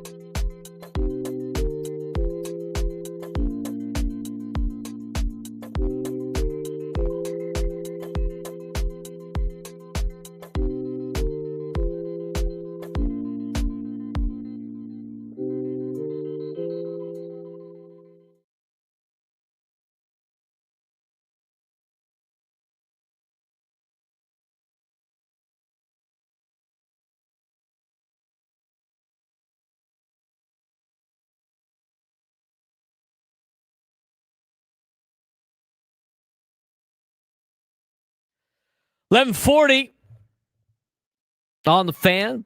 Braden Surprenant show. San Diego State 34-0 victory over Cal. That was fun on Saturday, huh? When asked about, like I said, Cal could potentially run their table of their opponents that they got coming up. Cal isn't running the table. In the ACC, Miami and Florida State. Well, guess who Cal doesn't play? Oops. They don't play Miami and Florida State. Them just getting to the ACC championship game, one, highly likely, and two, is good enough to really propel San Diego State. Boston College. Wow, what a world beater. Then they got Duke and North Carolina coming to Cal. Looked like California victories to me. Virginia Tech hasn't won a game all year. Cal could go beat them. Then they got Virginia. They're at Louisville, at Stanford, and then they got SMU. I'm telling you. There's a good chance that Cal is 10-2 at the end of the season. I think they honestly overlook San Diego State thinking about conference play. I really do. I think Cal overlooks San Diego State thinking about conference play. Aztecs punched them in the mouth, and even though that first drive for Cal, they rolled down the field. I mean, they were moving the ball at will. And then San Diego State able to hold Cal as they went for on fourth down instead of getting field goal out of it. And once San Diego State had the momentum, crowd got a little into it, and San Diego State got a victory. Let's hear real quick from Sean Lewis on bouncing back from 2 weeks ago. We've talked a ton about response, about having emotional toughness right through the good, the bad, the ugly, and all the things that occur to respond properly. And for those guys to dig in and not concede coming into this game when opponents have gotten into the red zone, we've given up touchdowns. Like 100% of the time we've given up touchdowns. And for our guys to respond to the dig in and not concede anything there was huge, right? It keeps momentum on our boundary. And then for those guys to constantly do that throughout, I was really, really proud of that snap in and snap out from, again, really early on in the game to even, hey, in the back half, didn't matter who was in. They recognized that we got a tremendous opportunity to throw a goose egg up on the board against a really talented team, and to be able to do that in today's day and age of college football, like that's a big deal. So really proud of the effort, and it's a really big deal. It is a really big deal. It's a big win for the Aztec program that hopefully they can build off of. But now it's like we're at the point where you got to be focused on Northern Illinois now. If they lay an egg at Northern Illinois, then you go back to square one. But if they can use this to build a little momentum on the season, might excite some people to get out there and watch the Aztecs play Boise State. I don't care how good Boise State is this year or how they're not good this year. Boise State's still Boise State. People are going to see the Boise State logo and be excited to go watch them play. They're 2-1 this year. They've bounced back after losing to USF. They were in a shootout with Air Force last week, and they beat Eastern Washington. It's not a world beater Boise State team. I mean, that's a team that San Diego State might be able to compete with later on in the year, but you want to try to build some momentum off of this win. And that's kind of what Sean Lewis talked about in terms of there's always more work to be done. I just told the boys, like, you got 24 hours to enjoy it, right? Because we haven't arrived. There's more work to be done. It's a great, probably defining moment that we'll look back on as we go forward, that we'll be able to continue to recruit to with all these young men that are out here that I'm going to go talk to, right, as we go into a really bright future. But staying present in the here and the now, right? Like, this was really, really good. But I mean, in this day and age, you're only as good as your next performance, right? So we got to celebrate this thing the right way. And then again, it goes back to that word response, right? There's going to come a time, where on Monday we got to respond, and there's things that we got to clean up on this tape and then go back to work, because it doesn't matter in 7 days from now what this outing is, quite frankly. We got to go earn the next one and build off this opportunity. But, man, it feels good. First time Cal's been shut out since 2019. They lost 35-0 at Utah. First time San Diego State has shut out a power conference school since 1975 when they blanked Oregon State 25-0. Back-to-back shutouts to begin the season. They have now outscored their opponents at home 76-0. Back-to-back home shutouts. And the first time in the modern era since 1947 have they been able to do that. It's a good win for San Diego State. It's time to get to today's sports thread, though. What's going on throughout the country and trending in sports? You know that group chat? The one that's always blowing up with the biggest sports takes, debates, and breaking news? You got barbecue back there, and you didn't invite me? Yeah, we've got that too. Welcome to the Sports Thread, where we break down the top 5 stories in sports, just like you would with your crew. Oh, no! Disaster! What a bad idea! No filters, no silence, just real talk. All right, Frank, what do we got today in the sports world? We have a good amount of college football stuff. I love college football We will stuff. start off with the college football rankings. Didn't really have too much time to put it into a segment today, so we'll do it here. Ohio State getting the number 1 rank with 52 first place votes. Miami up to number 2, which makes sense with Penn State being off last week. LSU, Georgia, your current top 5. Couple of the big movers. Indiana goes from 19 up to 11 after throttling Illinois. We'll get to that a little bit later on. Illinois goes from 9 to 23 with the loss. But the big news for you, at least, is who's at the bottom of the top 25. Who's in it? BYU, number 25, and number 24, the TCU Horned Frogs. Frogs, big win. Won the Skillet. Here's the thing about the Skillet. Never schedule a game with SMU ever again. I'm in the minority in that conversation. That game was played for the betterment of SMU for the last decade plus. No benefit for TCU. You won it. You have eternal bragging rights. You've won the overall series. Never play the school in Dallas ever again. Make them beg you to play them. You have the Skillet now forever. Put that on a wall, bolt it to the wall, pretend you're Helix playing Grossmont. You're never giving it up again. And then never play SMU ever again. There is zero benefit to TCU playing SMU in anything. Only recently has it become a little bit more beneficial because they're in a power conference now in the ACC, which, by the way, 1-6 against the Big 12. Okay, so they're not really that great of a conference. Big 12 has owned them. SMU, little brother, couldn't beat TCU, couldn't beat Baylor. Sucks. Never play them again. Sonny, never play them again. Athletic director and Blake, never play them again. Just never play SMU ever again. Just let them be. You happy now? Yes, I needed to get that off my chest. I'm glad TCU's ranked at the top 25. Again, we looked at the top 25 ballot again. I don't know what people are thinking. I have no qualms about TCU being 24. I think that's fine. Why in the world is Notre Dame still getting top 10 votes? Why in the world are we ranking certain teams? Like, look at LSU. What's LSU's 2 biggest wins? Clemson and Florida.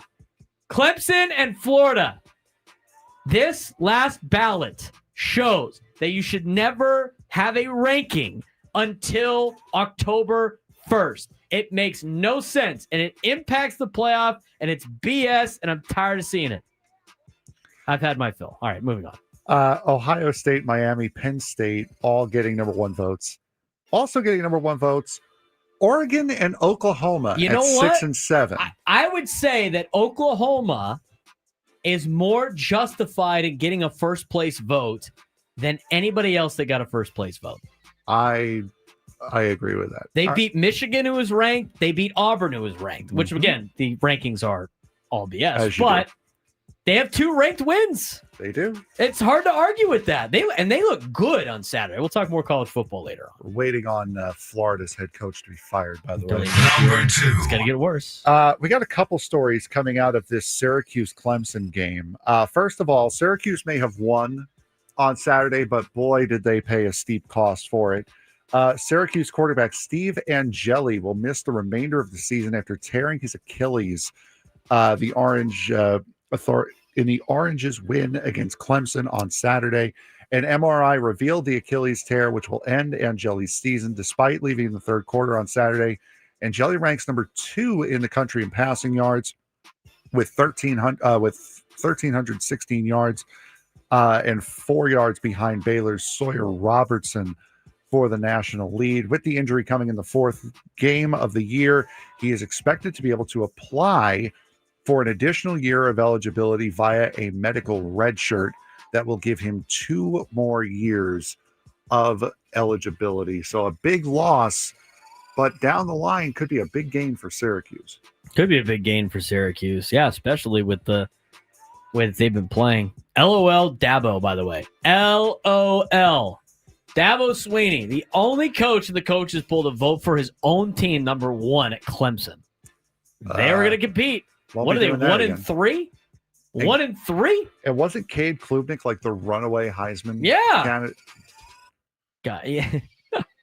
I got a text at 9 a.m. at like 9 whatever, when Clemson was playing Syracuse, and my buddy goes, the tradition of Clemson blanking the bed at 9 a.m. is a tradition I am enjoying every Saturday.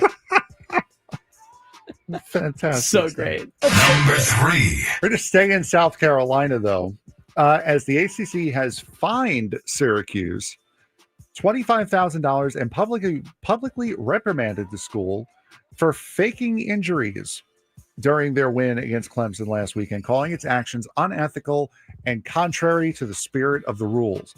In a statement, the ACC said Syracuse violated the NCAA rule established this year aimed at stopping teams from faking injuries to slow down play. With 9:25 left in the fourth quarter, the ACC said the action of 2 players and a coach were, quote, a clear attempt to gain an unmerited advantage by stopping the game in order to secure an injury timeout. Clemson quarterback Cade Klubnik accused Syracuse of faking injuries after the loss as a way to slow down their tempo. Klubnik said, we were playing with a tempo, and props to them. They stopped us on some third downs, and they have an injury or something like that. And I was like, what is when we really got something going? That's up to them if they want to be honest about that or not.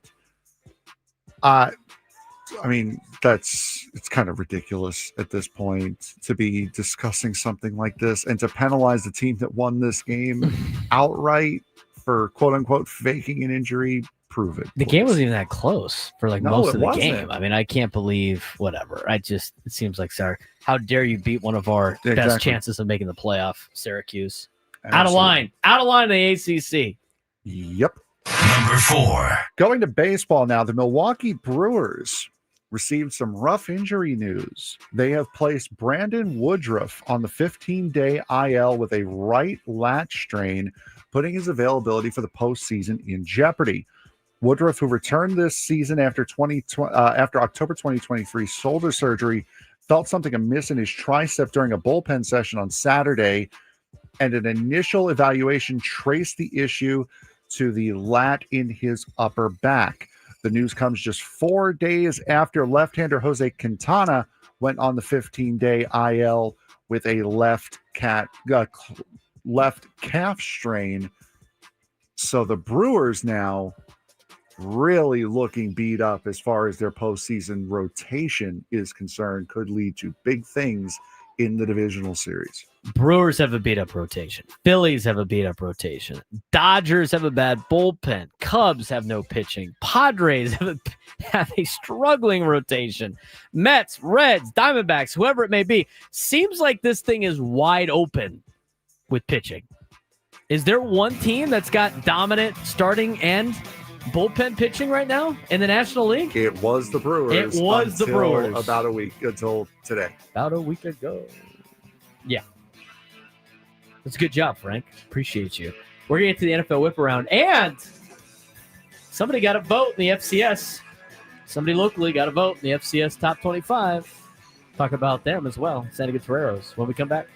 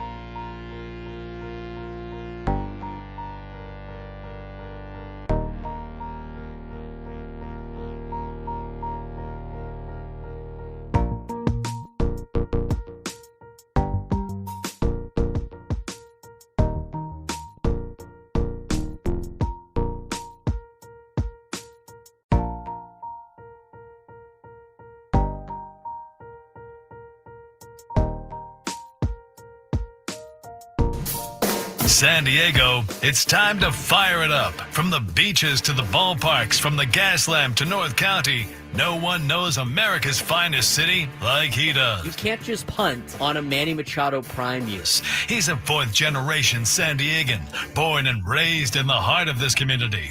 Passionate, opinionated, and always bringing you the real talk on your teams, your city, and everything in between. Braden totally knows his stuff. He's ready for the next step. That guy is good. Live and local, it's the Braden Surprenant Show. But I think Braden's one of the up-and-coming young stars in the media game in San Diego. Now, here's your host, Braden Surprenant.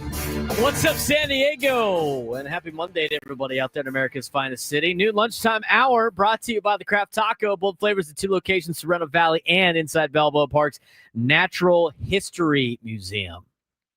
Today seems like a good day for Craft Taco. Practice is starting a little bit later today. I mean, every day is a good day for Craft Taco. Yes, let's be but honest. some days are better than others. Some days are better than others. I got to figure out what time I got to be at practice today. I was paying attention to our meetings on Saturday, and then it was like there was like 15 different times that were laid out for like the whole week because of different practices, homecoming week for the Dons, and all this other stuff. So it's like, I don't know. I got to figure it out. Why does It's homecoming ever-changing. feel early? Like, I always thought that was towards the end of the football season. It's usually during the league. It's just usually where they just pick whatever week, like, I don't know, works for the student body, I guess. What week are we in? Week 5? If you count week 0 as week 1, like the old school guys do? I don't know. Yeah, something like that. I gotta look. I mean, we're about halfway through the season almost at this point, which is crazy already. We just played our 4th game. Everybody else has 5. We took a bye early in the season, which I don't mind taking the bye early in the season. So we got, but again, it's like it's based on like how many home games you have, right? So we have, so let's like, when would you pick homecoming now, Frank? If we want to do the homecoming, I would say debate? like usually like the last or second to last home game of the year would usually, like, that's always when I thought it was. It's like the last or second to last home game. I think it depends when you have like, and because that's like it's like a dance and like all, you know, there's all this stuff that you have to do. So it was either this week, right, or like next week's at De La Salle. Can't be next week. The week after that, I'm pretty sure we are at Point Loma. It's another road game. I So- know you guys are taking another flight. Yeah, At we some have another point. flight. That's against De La Salle next week. Oh, So next Friday, I will be doing the show from the hotel. So that's fun. wait, when? Next Friday. Oh, okay. Not I was this going to Friday. say, I was like, The Friday, how are we the doing Friday that? after. The Friday after, when there's no baseball on that day, by the way. Could you believe that? I know, right? There's no baseball next Friday. That's just everybody's off next Friday. So it would have to be, you look at it, it's either this week, October 3rd on the road, October 10th on the road, October 17th. I guess you could have done it against Script Ranch, which is usually the homecoming for us anyway. At Lincoln, obviously not. It's on the road. And then the last week's got to be the senior day, right? Against guys- University City. You guys can obviously tell I really paid attention to stuff like that in high school. Like I was on top of all that kind of I stuff. never voted for ASB. I never paid attention to any of that stuff. I didn't care what the themes were of anything. I went to every dance once. Just to say I went. I went to homecoming once. I went to formal once. I went to prom once, and I went to the senior. We have a senior boat dance. I did that, but that's like there's only one of those. The only you could go things to. I did, I went to grad night at Disney.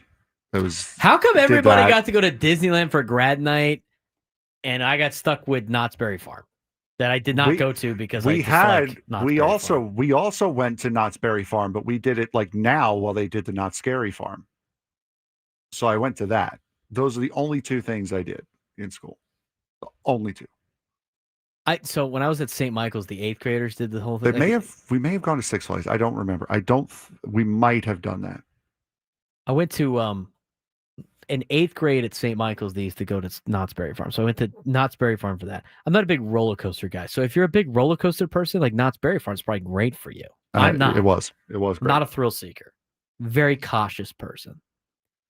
Knott's Berry Farm, like I remember I did like the log ride at Knott's Berry Farm. It was like a rundown Disneyland. Like everything was just like beat up and stuff. And I mean, it's cool if you like roller coasters. I don't. So like that to me, Knott's Berry Farm is not my cup of tea. So in 8th grade, they went to Knott's Berry Farm. We all got, and I was like, okay, cool. The year after, the class got to go to Disneyland. Changed it. They all go to Disneyland now. I'm like, what? So then I get to high school. Same thing. Seniors had it wasn't grad night though. We had grad night at some event center over here in Sorrento Valley, over by the Craft Taco. Actually, there's like this event center, there's like a zip line and all that stuff. That's where grad night was. I remember I stood online for 2 hours to go on Space Mountain. And then after walking around aimlessly for a while, I fell asleep on the train and woke up at, I think it was like 4:15 in the morning to, oh my God, is that really the time we got to go?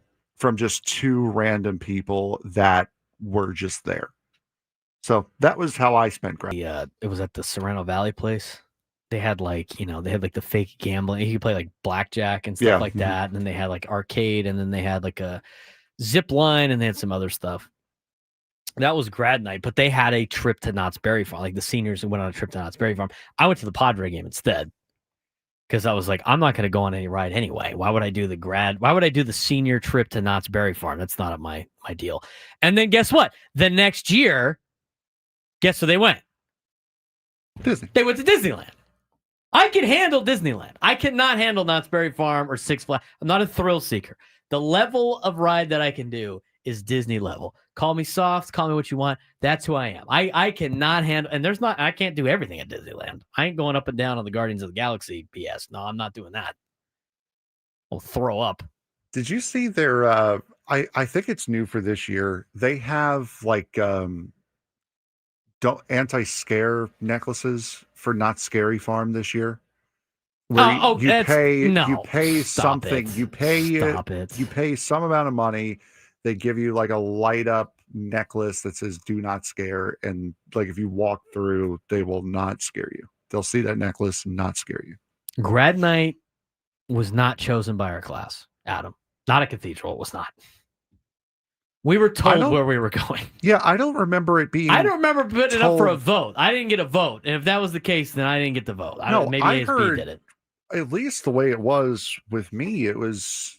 This is just every school in Southern California goes to Disney for grad night. They close the park down overnight, and they have certain grad nights where they have multiple high schools there at the same time. Oh, we had like what felt like half of Southern California was a grad night Olympian and half of Southern California not cathedral. Well, anyway, 2011.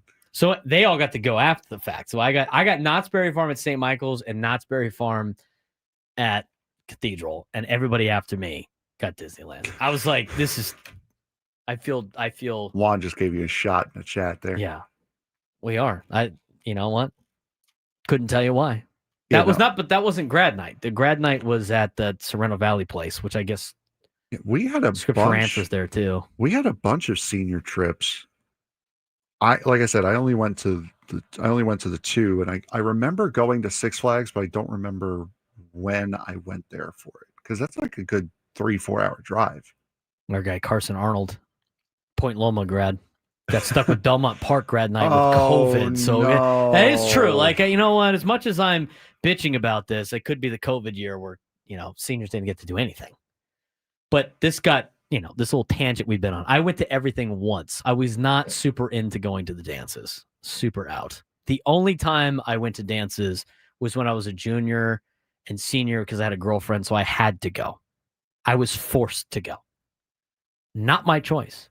I also did not go to, I felt bad about this. I was telling a story the other day. I still feel bad about it. One year was winter formal at Cathedral was a Sadie Hawkins dance. I was not going to go. We decided as a friend group, we were not going to go to the dance. Like everybody, the guys and the girls in the friend group, we're not going. We're not going to go to the formal.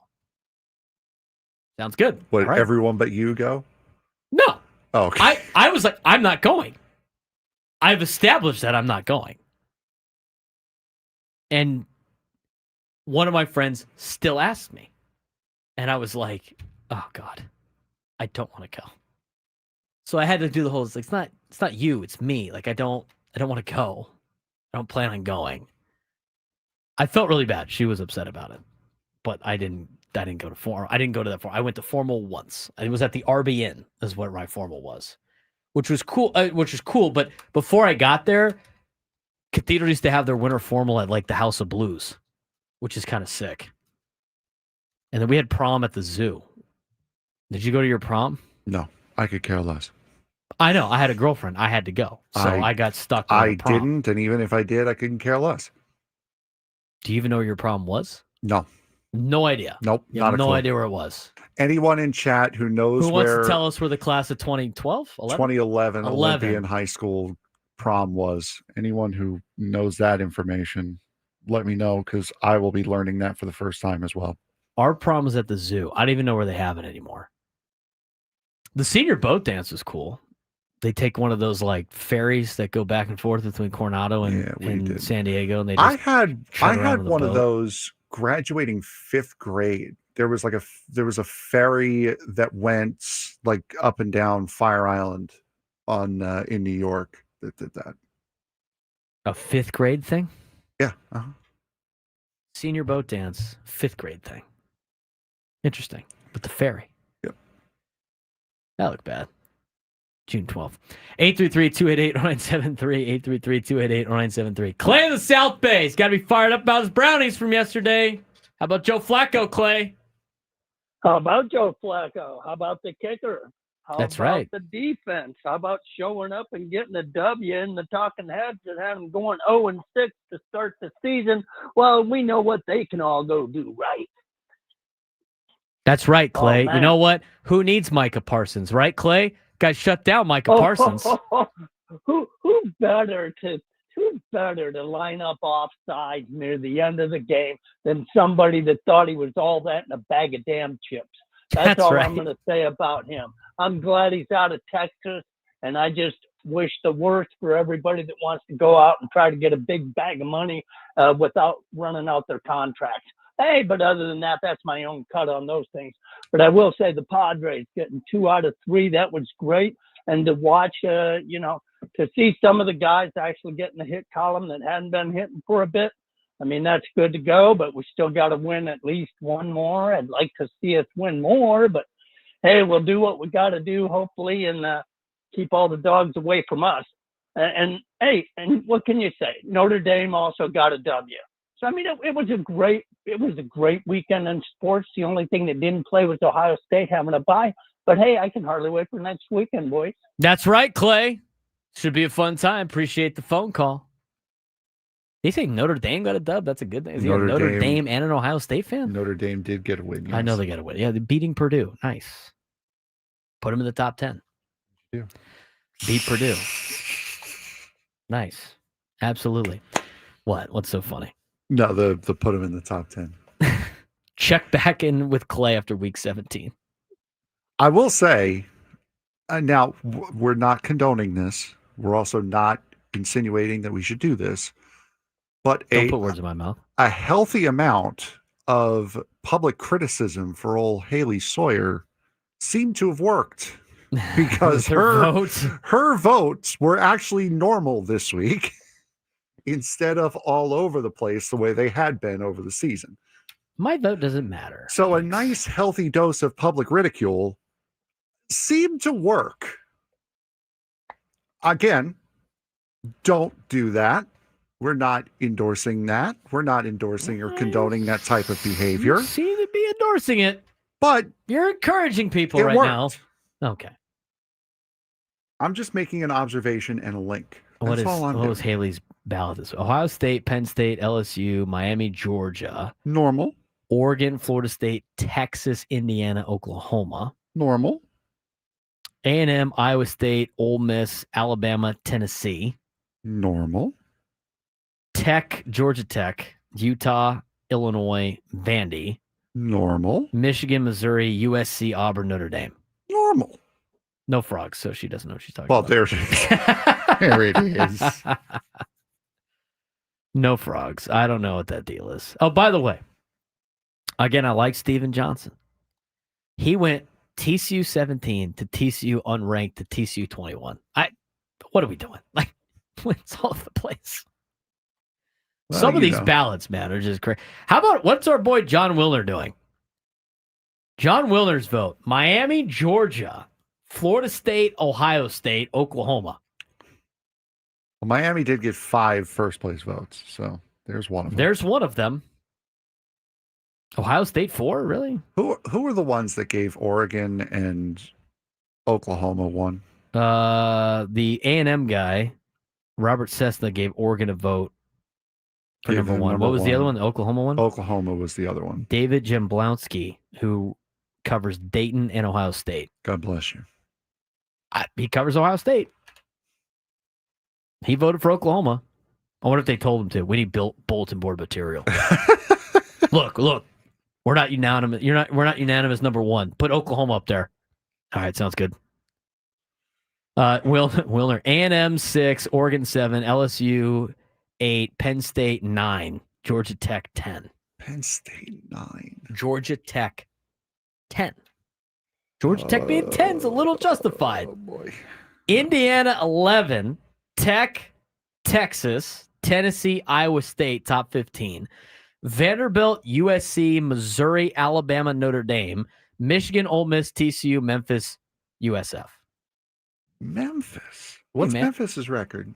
They beat Arkansas on Saturday at home. They beat Arkansas. Thank you. Everybody can beat Arkansas. Thank you. Except for Kansas.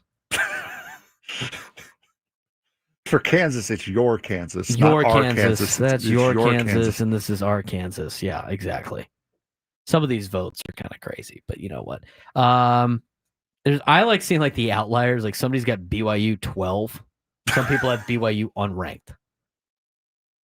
It's so funny. Like some of these things, like some guys got TCU 17. I mean, what have we done to beat 17? I don't know. Some people got Penn State outside of the top 10. In fact, 2 voters have Penn State out. 3 of them have Penn State out of the top 10. They haven't been as overwhelmingly dominant as they should have been this year. They never are. But seriously, it's embarrassing to have them outside the top 10. One's got 2 people have Penn State at 12 behind A&M and Texas Tech and Missouri. And somebody's got the Ohio State guy's got Penn State at 11. I'm telling you, some of this stuff is just kind of crazy. By the way, you know who got a vote? You got a vote this week in the FCS after a big win on the road? Congratulations. The San Diego Toreros, huh? Atta boys. How about them Toreros?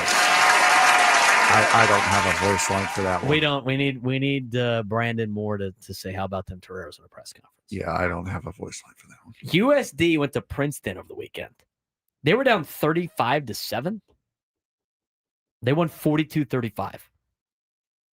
They scored 21 unanswered points in the fourth quarter. Good on you, boys. San Diego got 1 vote in the FCS top 25. Good Somebody had job. them at 25, which is interesting because Cal Poly didn't get a vote and neither did Southern Utah, and those are 2 teams USD has played already. In fact, USD has lost. They lost to Cal Poly. They got smoked. Oops. They also played Montana State on the road, who's 6th in the country at 2-2. That's neither here nor there. But anyway, there's your college football stuff for the day. When we come back, NFL whip around time. Braden Surprenant Show, San Diego Sports Station 97 through the Fan.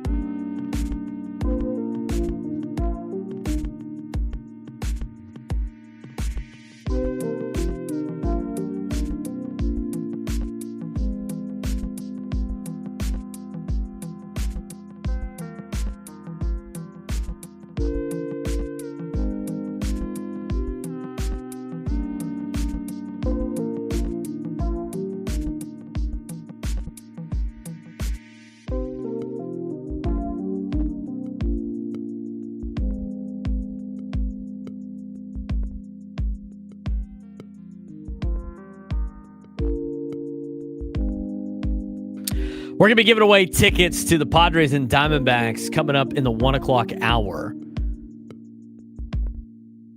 We're going to have a trivia question for you to answer. But coming up in the 1 o'clock hour, if you answer the trivia question correctly, you will win 2 tickets to the Padres game versus the Diamondbacks this Friday. Join the Padres for the Hispanic Heritage Celebration when they host the Diamondbacks in the final regular season homestand.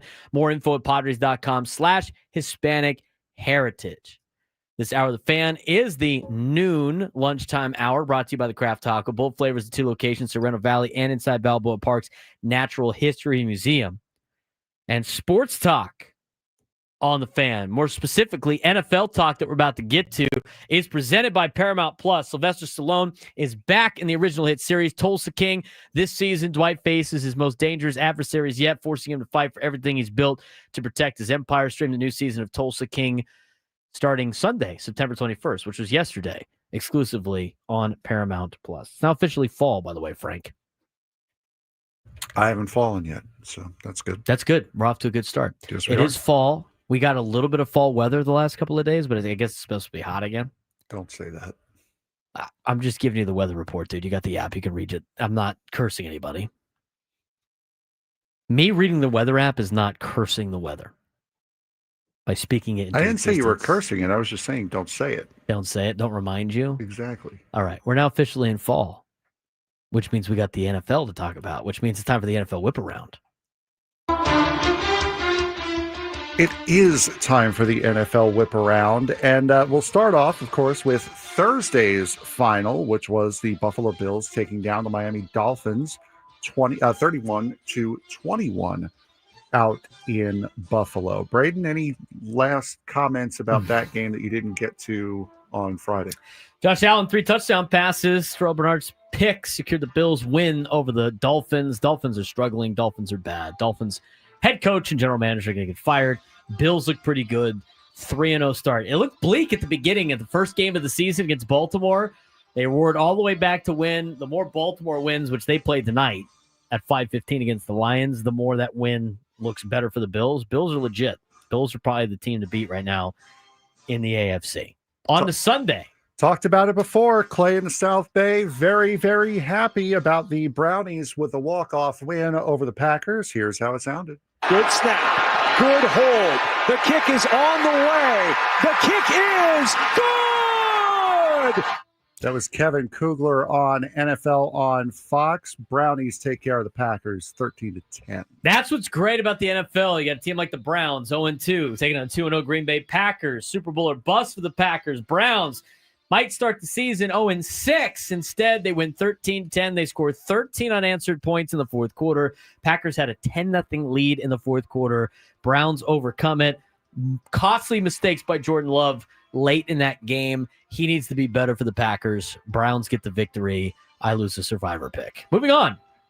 Now 3-0, the Indianapolis Daniel Joneses is Indiana Jones? Yes.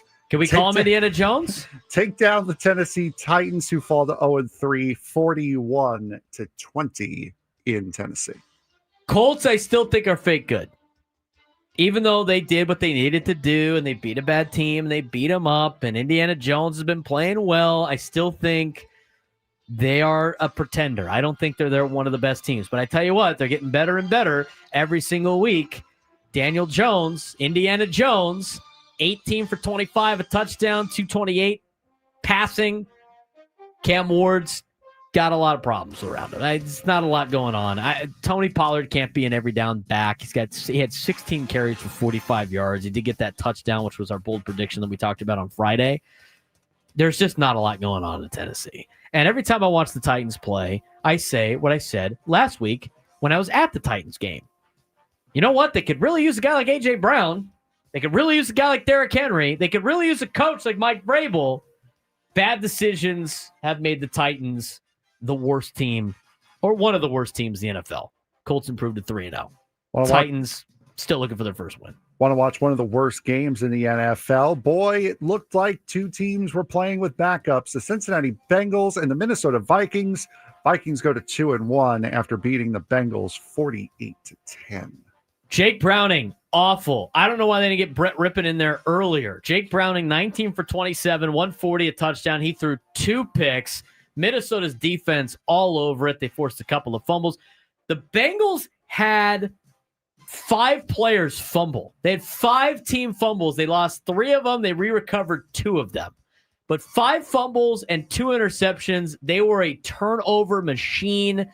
Bengals did not look like a team that was 2-0. I know they didn't have Joe Burrow, but I can't believe how they looked against the Vikings team that looked pedestrian at best against Atlanta. I mean, Atlanta ran Minnesota out of the building last Monday night. This week, bounce back. Carson Wentz, 14 for 20, 173, 2 touchdowns. And what did we say about the Vikings and Kevin O'Connell?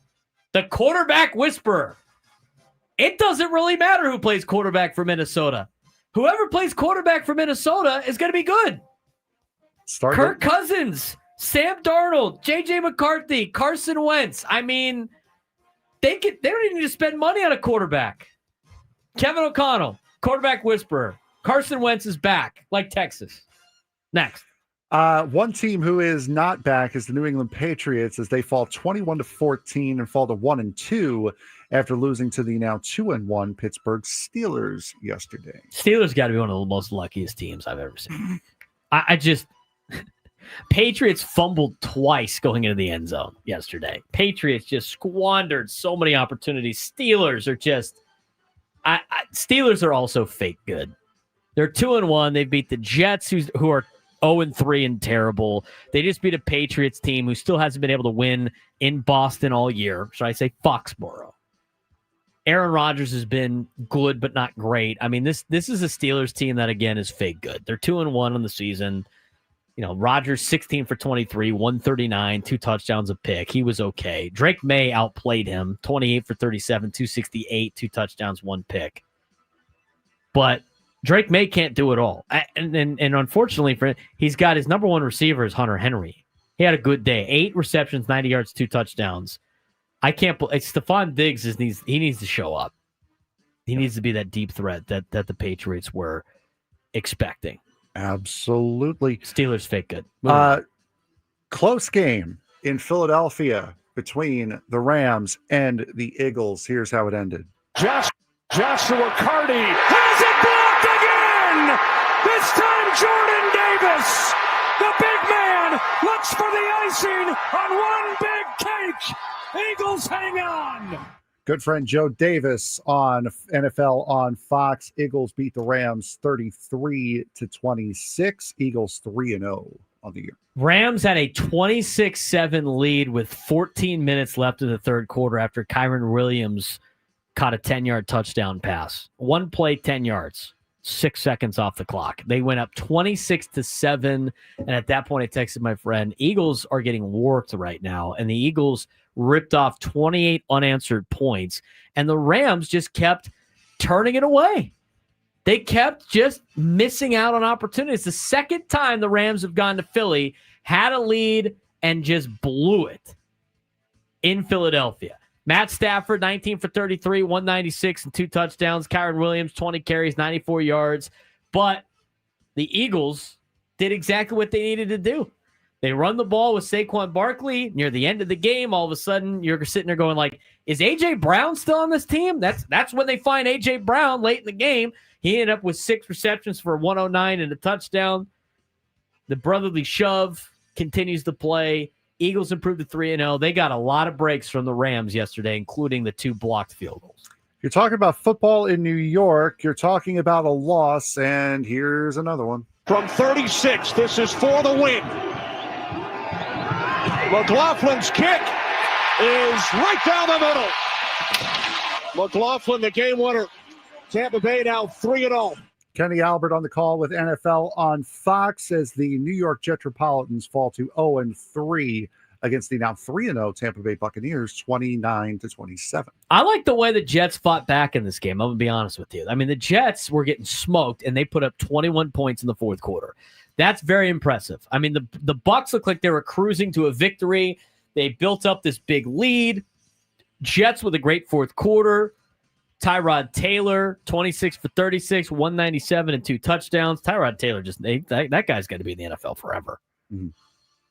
I like the way the Jets finished that game. I think that's a step in the right direction for Aaron Glenn and company. I saw Aaron Glenn after the game. He was clapping up for his boys. I mean, they lost by a game-winning field goal on the road in Tampa. I think it's a step in the right direction for the New York Jets. I love to crush the Jets. I think it's fun to. It is fun. It's fun to kick the Jets. But you know what? I'm going to be honest with you. I like the way the Jets finished that game. Baker Mayfield had a good game, 19 for 29, 233 and a touchdown. Also used his legs a little bit, four carries for 44 yards. Overall, good performance out of the Tampa Bay Buccaneers. They kind of lost it late. I like the way the Jets finished in that game. Start going through these a little bit quicker here. The now 1-2 Las Vegas Raiders falling to the now 2-1 Washington Commanders, 41-24 in Washington. Marcus Mariota. Yep. Getting it done for Washington. Didn't even need Jaden Daniels. Running Dan Quinn over too. Can someone put out an MIA for Terry McLaurin? Can somebody go find him, please? He's on my fantasy team. I don't know where Terry McLaurin is. Do the Commanders know that Terry McLaurin's on their team? I mean, how many targets did Terry McLaurin have? He had 3 receptions for 74 yards. Hello, McFly. Hello, anybody home? Terry McLaurin, where is he? Come on, Marcus. Adam, Raiders continue to Raider, by the way. Adam, close your ears. Carolina Panthers. Oh my God, Adam! Oh my God! Team, oh my God! 30-0 against the Atlanta Falcons. The beauty of the NFL, dude. The beauty of the NFL. You had the Falcons, who looked like they could be a playoff team last week, when they ran Minnesota out of the building. Literally ran them out of the building with Bijan Robinson. They get blanked by the 0-2 Panthers, who I thought was going to lose every single game this year. I mean, that was I don't even know. I don't know how Adam does it. I don't know how he does it with the Falcons, dude. I don't get it. The Falcons are the only team in Atlanta that didn't get the memo that we're not going to be the Atlanta sports city that always chokes. They're the only team that hasn't got the memo on that yet. Every other team in Atlanta and in the state of Georgia has overcome the problems. Braves, World Series winner. Georgia football, multiple national championships now. I mean, what are the Falcons doing? Even they Atlanta didn't United, get the memo. Even Atlanta United has had some good seasons in the MLS. I mean, if the Hawks, maybe the Hawks are doing the same thing. I don't watch the NBA, so I couldn't tell you on the Hawks. But the Falcons are vintage Atlanta sports, and I can't believe it. I can't believe it. They got their ass kicked on Sunday. CJ Stroud also got his rear end kicked on Sunday. 0-3 now are the Houston Texans after losing 17-10 to the Jacksonville Jaguars in Jacksonville. Is that it of the morning games? That is the last of the morning games. All right, we'll finish up with that, and then we'll come back with the afternoon and the night slate. Texans might be really bad. Is CJ Stroud not good anymore? Was he fool's gold? Was he fool's gold in his first year? I mean, I thought he was the best quarterback in that draft, and he looked like it in that first round, the first year. Sophomore slump. Now, I mean, they're just reeling. That's a game that they should win against Jacksonville, even though Jacksonville's off to a good start. Texans are in some serious trouble right now. When we come back, we'll finish up the NFL Whip Around. Plus, we need a contestant for the Midday Sports Standoff. This is the Braden Surprenant Show, live and local each and every day from 10 to 2 on San Diego's #1 sports station, 97.3 The Fan.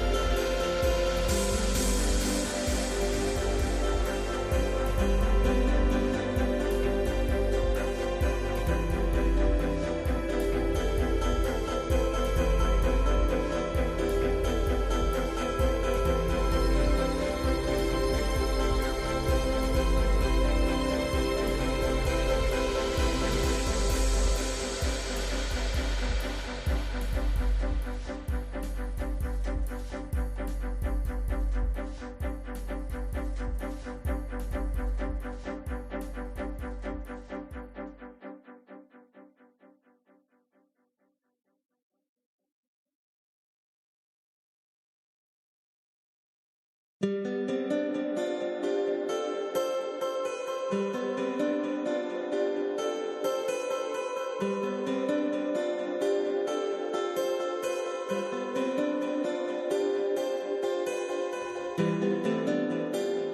right, coming up in this segment, we're going to play the Midday Sports Standoff.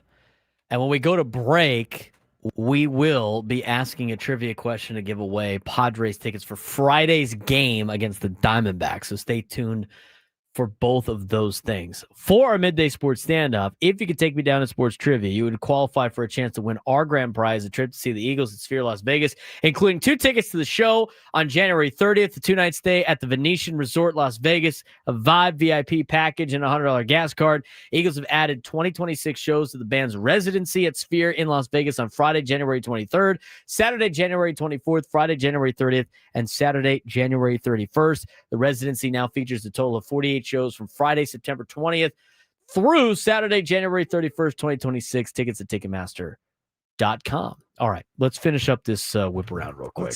Let us do that, as a matter of fact.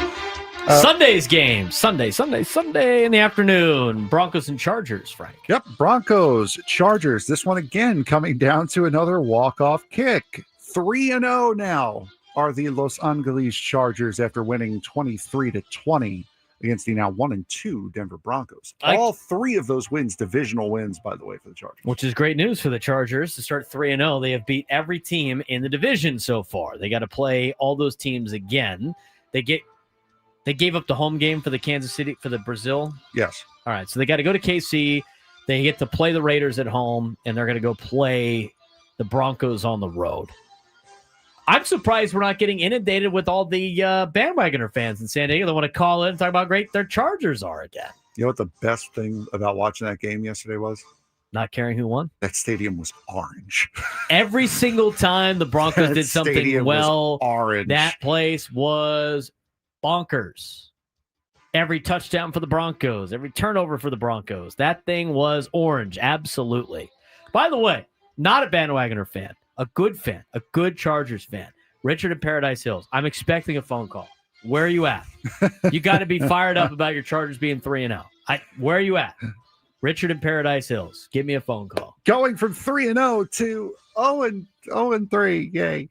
The New Orleans Saints. The Aints. Had a time. We have to call them the Aints at this point. They had a time against the Seattle Seahawks, who are now 2-1 after a 44-13 bludgeoning of the Aints. The Aints. They're bad top to bottom. Everywhere around. That's the Saints, the Aints are so bad. Their special teams are horrid. Their offense is horrid. Spencer Rattler is awful, which is what we said, or at least Friday, I said, before he even got drafted. This guy's terrible. There's no way he's going to make it in the NFL. Has he even won a game yet in the NFL? I think he's like 0-9, sure. 0-10, 0-9. He might be 0-9 after losing to Seattle. He's not the answer. I think Kellen Moore is a terrible head coach. I thought he was a lousy offensive coordinator. Bless you.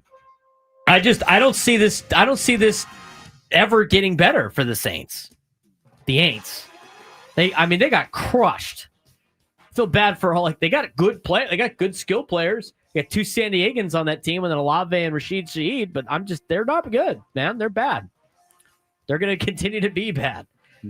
Another team that's bad. Their defense is bad. Not the Chicago Bears, as the Dallas Cowboys had a little bit of an issue throwing the ball to their own colors. 4th and goal. Cowboys have to have it. Prescott looking. Can't find anyone floating. Intercepted again by Tremaine Edmonds. His second on the day, and the Bears take over. Kevin Burkhardt on NFL on Fox. Bears come away with a 31-14 victory. I told Perez on Saturday, I said, I'm not feeling good about the Bears, dude. Not feeling good about the Cowboys' chances against the Bears. Cowboys defense, paper mache. Cowboys defense is bad. Cowboys defense could use a guy like Micah Parsons. They got Jadeveon Clowney. Yeah, sweet. I mean, that's, Jadeveon Clowney hadn't done anything since he destroyed that dude from Michigan in the Outback Bowl. That's it. One time he's made an All-Pro. That's it. One of the greatest ball don't lie moments in NFL history. The Arizona Cardinals, this was a game to see who would stay undefeated, and it would turn out to be the San Francisco 49ers by the slimmest of margins. Niners beat the Cardinals 16-15. That was a good game. I thought that was a fun game to watch. I mean, it was better if you're a defensive-minded person like myself. Niners don't need Brock Purdy. Kept trying to tell people they can win without Brock Purdy. They built a good team around him. I mean, it's a bit about the team. They got guys like Christian McCaffrey, and even with less weapons than Brock Purdy had the last couple of years, they're still winning without Brock Purdy. Mac Jones winning games for the Niners. 27 for 41, 284, touchdown, and a pick. Good job, bud. Good for Mac Jones. Final game, once again, if you're talking about New York football, you're talking about a loss. New York Giants fall to the Kansas City Chiefs 22-9. Russell Wilson looks horrific. They brought Jackson Dart in. They brought him in, and then they took him out. Leave him in. At this point, it's time for Jackson Dart. The Giants cannot win with Russell Wilson. Russell Wilson it's done. He's done. He's washed up. He's too old. He's too fake with all this stuff. He's maybe, with all of his success that he had in Seattle, maybe it was just a Legion of Boom. And it wasn't Russell Wilson because starting to look more and more like it. Is terrible. He's terrible. He cost them the only chance they had at winning was against the lousy Cowboys defense. And he throws a pick in overtime. I mean, they could potentially tie that game or win.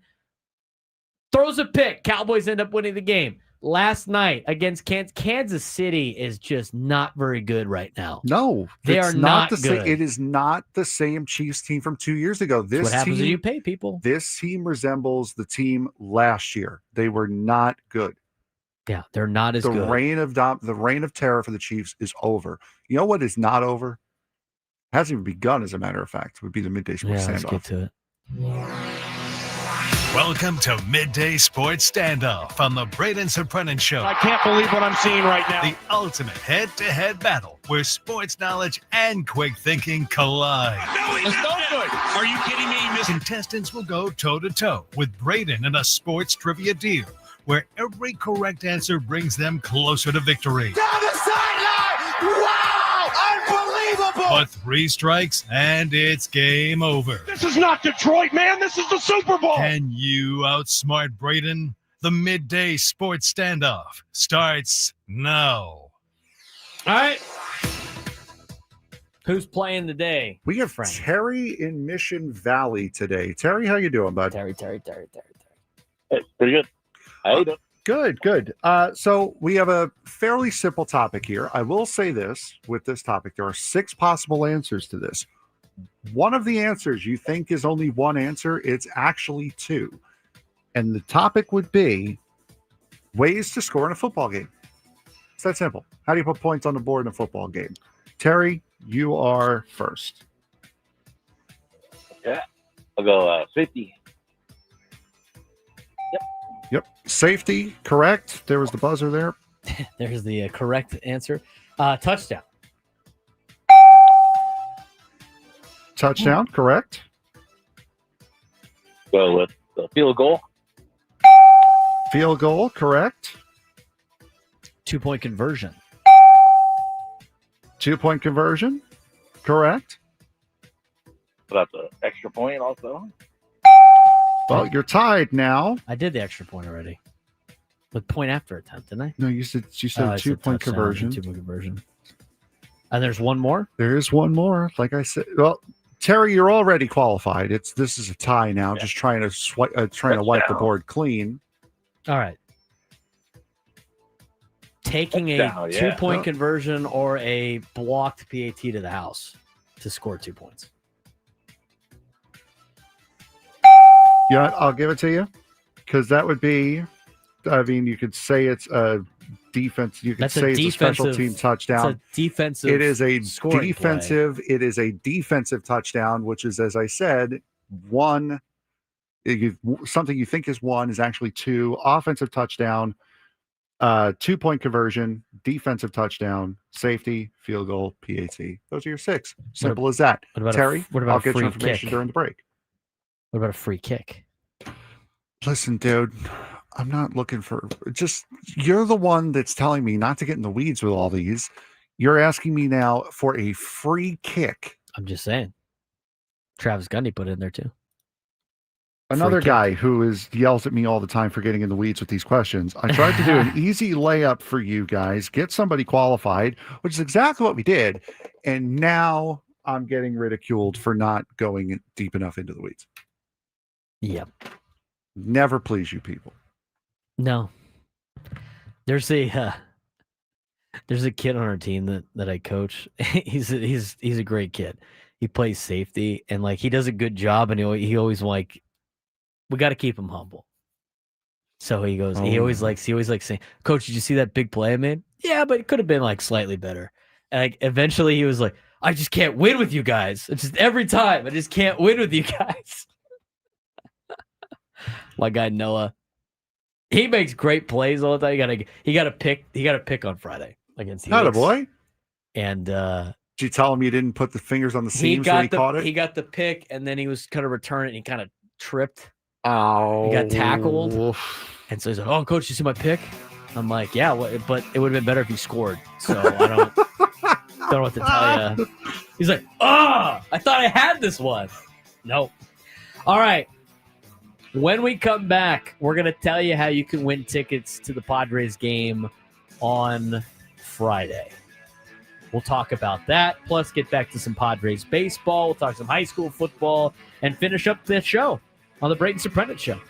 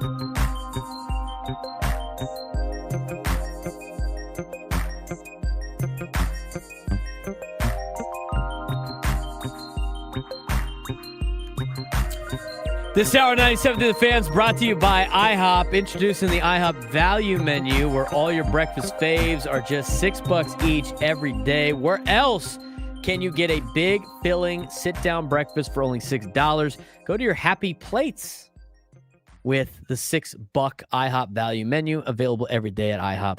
$7 in some locations. It's the $6 value menu. Sometimes it's $7, I guess, in certain deals. Only with tax, though. Yeah, well, then you have taxes, and you have Anyway, IHOP. I can't tell you last time I was at IHOP. It's been a while for me. Probably beginning of the year, I would assume. I love the Jim Gaffigan bit on IHOP. I never leave there feeling like hopping. Should be like, I barely move. Yep. So, anyway, there's that. We want to get into some college. We're going to talk more Padres baseball at 1:30. Final homestand of 2025. It's Brewers and Padres. Here's the deal about tonight. We'll kind of tease it a little bit, and we'll talk more about this game coming up. We talked about our open today. It's a fun finish for Major League Baseball. Couple of things that are still in play for the Padres, okay? Let's talk about it from a wild card perspective, of course. Now, the Padres are 3 games behind LA and 3 games behind Chicago. I don't think they pass either of them, as we've determined. Padres have to go 6-0, and both the teams have to go 3-3. I mean, really, in reality, the Padres have to go 6-0, and the Dodgers have to go 2-4 for you to pass them. Take that for what it's worth. Dodgers have the Diamondbacks this week and the Mariners over the weekend. The Padres have the Brewers this week and the Diamondbacks over the weekend. And as for the Cubs have the Mets this week and they have the Cardinals over the weekend. So Padres still could potentially have some movement in terms of what seed they get. It's going to be the 5 seed, would be my guess if I was a betting man, which I am not. I think the Padres get the 5 seed. I think that's almost locked up. They got a 5-game advantage on Cincinnati and the New York Mets. And they have a 6-game advantage on the Diamondbacks for that final wild card spot, too. And if the Padres win tonight, they will clinch a spot in the postseason. With a win tonight, the Padres will clinch a spot in the postseason. Tonight is clinch night for the Padres. Win and you're officially in. So that's what's at stake for the Padres against the Brewers. Brewers have a decent enough lead over the Philadelphia Phillies where they will probably get the 1 seed. They have a 3-game lead on Philadelphia. So most of these things are 3-game leads. Go Aztecs. I bet tomorrow you still get people saying they won't make the playoffs even with a win. That's hilarious. It's been like the case for like really the last month or so. So the Brewers have a good enough lead on the Philadelphia Phillies. They'll probably get the 1 seed. Philadelphia has a big enough lead on the Dodgers, a 4-game lead on the Dodgers. They'll probably get the 2 seed. Dodgers have a 3-game lead on the Padres, which means they have a good enough lead to probably get the 3 seed. And the division title, Cubs have a 3-game lead on the Padres. Again, could be in the air. Who knows? It's like still a glimmer of hope.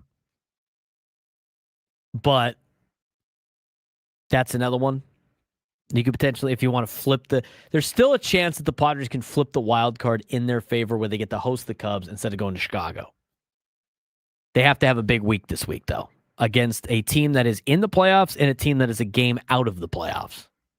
So that's how everything really shakes out for the Padres this week. 6 games left, 3 against Milwaukee, 3 against Arizona, all at home.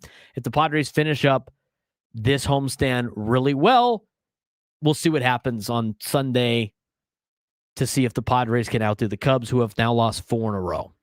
They got swept by the Reds over the weekend. Again, a lot of teams in the playoffs not playing good baseball. Brewers lost yesterday. Phillies lost 2 in a row. Chicago's lost 4. The Dodgers have been struggling since the All-Star break. Padres got 2 back, but they didn't look good in New York. And the New York Mets have been just in a free fall in the last couple of weeks. They've lost 2. Cincinnati's the only team that's really been on a tear, and they've won 5 straight. And again, they have navigated a very difficult schedule here in the second half of the season. And I think, honestly, and the question was at the beginning, like when we were doing our transition between the morning show with Bennett Woods and then our show, Paul asked the question, like, he's more confident in the Mets taking down the Dodgers in the wild card than the Reds. And like the more I think about it, with the Reds and the way that they've played in the last couple of months, in the last month or so, the way they've been playing, I feel like the Reds could probably sneak up and get somebody in the first round. They might be able to bite somebody in the first round. If you're the Dodgers, like who would you rather play, the Reds or the Mets? I'd probably rather play the Mets right now, the way they're playing. I wouldn't want to play the Reds. Reds are playing with house money. They're playing with house money right now. They got young players. They got exciting players. They got a manager that is a veteran guy that knows how to win in Terry Francona. Cincinnati is playing good baseball. The Mets are not. If I'm the Dodgers, I'd rather play the Mets. I could ask Frank, who is being a miserable Mets fan right now, but I think that'd be if you're the Dodgers, who would you rather play, Frank? I'd rather play the Mets. I'd rather play the Mets, too. If I'm the Padres, I'd rather play the Mets. We've done better against the Mets than we've done the Reds. I mean, lost 2 out of 3 to the Reds twice. 2-4 against the Reds all season. Much rather play the Mets than the Reds. So there could be something to be said about that. Reds have a chance this week. Now, if you're a Padres fan, you would really like the Mets to win. Over the next 3 days, give yourself a chance to potentially tie Chicago, and then we're hosting Padres baseball next Tuesday instead of watching them play Chicago. Who knows what time those games would be, by the way, in Chicago? I mean, that could be during our show, I guess. Yeah, those might be. There's a chance that those could be 11:20 starts out here. You know what? Padres just kind of let the Brewers win. I think it'd be okay. The pregame show is great. I love the pregame show. I tell you what, those games aren't fastest show in history. Those games aren't going to start at night. I mean, they're going to be. I think even if they're night games in Chicago, it'll start at like 4:00. But it might be a 5:00 start in Chicago, which would give us a 3:00 start. So it's still, we would be going right into the pregame show. We'd still be the pregame show. It's a win-win for us playing the Chicago Cubs. Now, if that series is here, they're going to be the night series for sure. Oh, yeah. Well, no, because they got LA. They're not going to have the Dodgers play at the same time. They're going to have the Dodgers are going to get the night game, I would imagine. Especially if they play the Reds. If they play the Mets, that might change. But it's interesting on the timing. I didn't even think about that. Does anybody really care about the timing of these games for like the first round of the playoffs? You do right now. I mean, right now it's interesting. There's a topic that you're trying to avoid here. That No, I'm going to get to that next. I want to get to Okay, that next. okay. That and some high school football at the end. I wanted to tease the Brewers and Padres stuff. It's a recap. The first hour is a recap. I'm still in the lead, by the way. I got to let you guys try to catch up to make you feel good about yourself. Okay. Most of those picks were okay. I mean, it's not like you guys did a good. You guys went 500. Which was kind of disappointing as I'm looking at it. I'm like, geez, the way these were racking up at the beginning, it looked like we were going good. All right. So I go back to the let's go to the I got to look up the schedule, but like the playoff schedule and thinking about TV times. So you're going to have next Tuesday you're going to have two National League, you're going to have both National League wild card everybody's in action. You're probably going to be the second game because they're going to put Cleveland Detroit would be the first one. That would be the first game. They always do that one early, right? Then it would be Padres Cubs, and the reason why it'd be Padres Cubs is because after that would be Yankees Red Sox before you go Dodgers Reds. I would think so too. They're going to have Yankees Red Sox in prime time on the East Coast. Yeah, that's a given. But again, they don't always let a game finish before they start the next one. So there's a chance like we get a 1:00 start for Padres Cubs here. You get a 1:00 start for Cleveland Detroit, and then like a 4:00 start Eastern time. Here's for Cubs Padres. Here's what they're going to do. Here's my guess. And this is all going to change because, the Red Sox could still be the 6th seed, which would be awful for Major League Baseball. They want to see Yankees Red Sox. But the American League, we haven't talked about the American League. We did in our opening, but like Cleveland could be the 3 still. They're only a game back of Detroit. Detroit could be out of it. Houston's hanging on, but like they're currently out of a playoff spot. But if everything started today, which it doesn't, there's still 6 games left, and these things can change a lot. My guess would be the American League Central game is going to be the morning game. That game's going to be the first game of the day. I think that's a guarantee. Mm-hmm. I also think that Yankees Red Sox will be the second to last game, as you mentioned, because that's going to be an East Coast primetime game, but not a late night start. Yep. So that's going to be the 5:00 game on the West Coast. So that's going to be the third game of the day. And then it comes down to Reds and Dodgers and Padres and Cubs. And to me, I think you're not starting the Padres Cubs after the East Coast start of the Yankees and Chicago. You're not starting that game after Padres Cubs is a better series anyway than Dodgers Reds. If you have to put a game on late night, it's going to be the Dodgers Reds game because people are going to stay up late for the Dodgers. That, and it's going to be out here, so it'd make the most sense. Right. Well, but the other thing too is even if the Padres get the 4 seed and they're both on the West Coast, Padres are playing in the day. The Dodgers are playing night. Oh, if they swap, even if the Padres catch the Cubs, let's just say they catch the Cubs this week and they get to host, I still think they get the afternoon game. Yeah. Mm-hmm. Over the Dodgers and Reds. I would agree. They would want the most eyes on the most competitive game, which would be Padres Cubs. So my guess is next week when we're talking about bless you. When we're talking about next Tuesday, Padres Cubs playoffs, it's going to be the second game of the day. They're not going to put the Red Sox and Yankees on in the middle of a workday. No, that is going to be prime time in New York, in Queens, right. in the Bronx. That's going to be the third game of the day. It won't be the last game. It's not going to be the first game. It's definitely not going to be in the middle of a workday on the East Coast. That game's going to be the third game of the day. Sounds like we're getting preempted twice next week. It's possible. And then maybe a third time if you have to go to game 3, which I hope is not the case. That's kind of how it's playing out. We probably are. It'd probably be 4 times because I'm assuming we're doing a Padres roundtable on that Thursday, no matter what. Unless the game is during the roundtable, then yeah. So probably we're most likely getting preempted 3 times. And then Friday, we're off. I mean, the Padres are off, so we got a full show on Friday. And then hopefully we're talking about Saturday at that point. Yep. Sam's Padres and Pancakes. If we get Sam's playoff Padres and Pancakes, he better bring some. Especially if TCU beats his ass on Friday. Oh, wait, wrong Sam Levitt. So that's how everything plays out for the Padres playoff picture. The American League's crazy, by the way. I mean, you look at the American League of where everybody's at right now. It's going to be fun with Cleveland and Detroit and Houston and the Red Sox. Cleveland's a game back from Detroit. They've won 9 of their last 10. Detroit's lost 6 in a row. They've lost 9 of their last 10.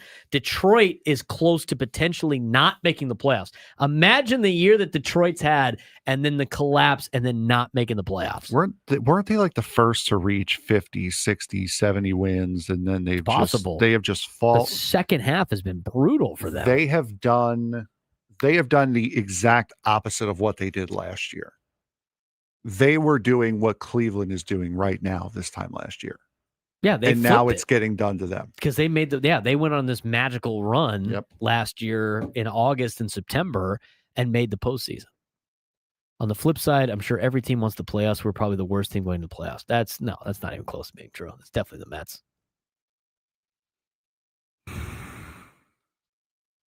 The curse of the jersey, Frank. They're not going to make it.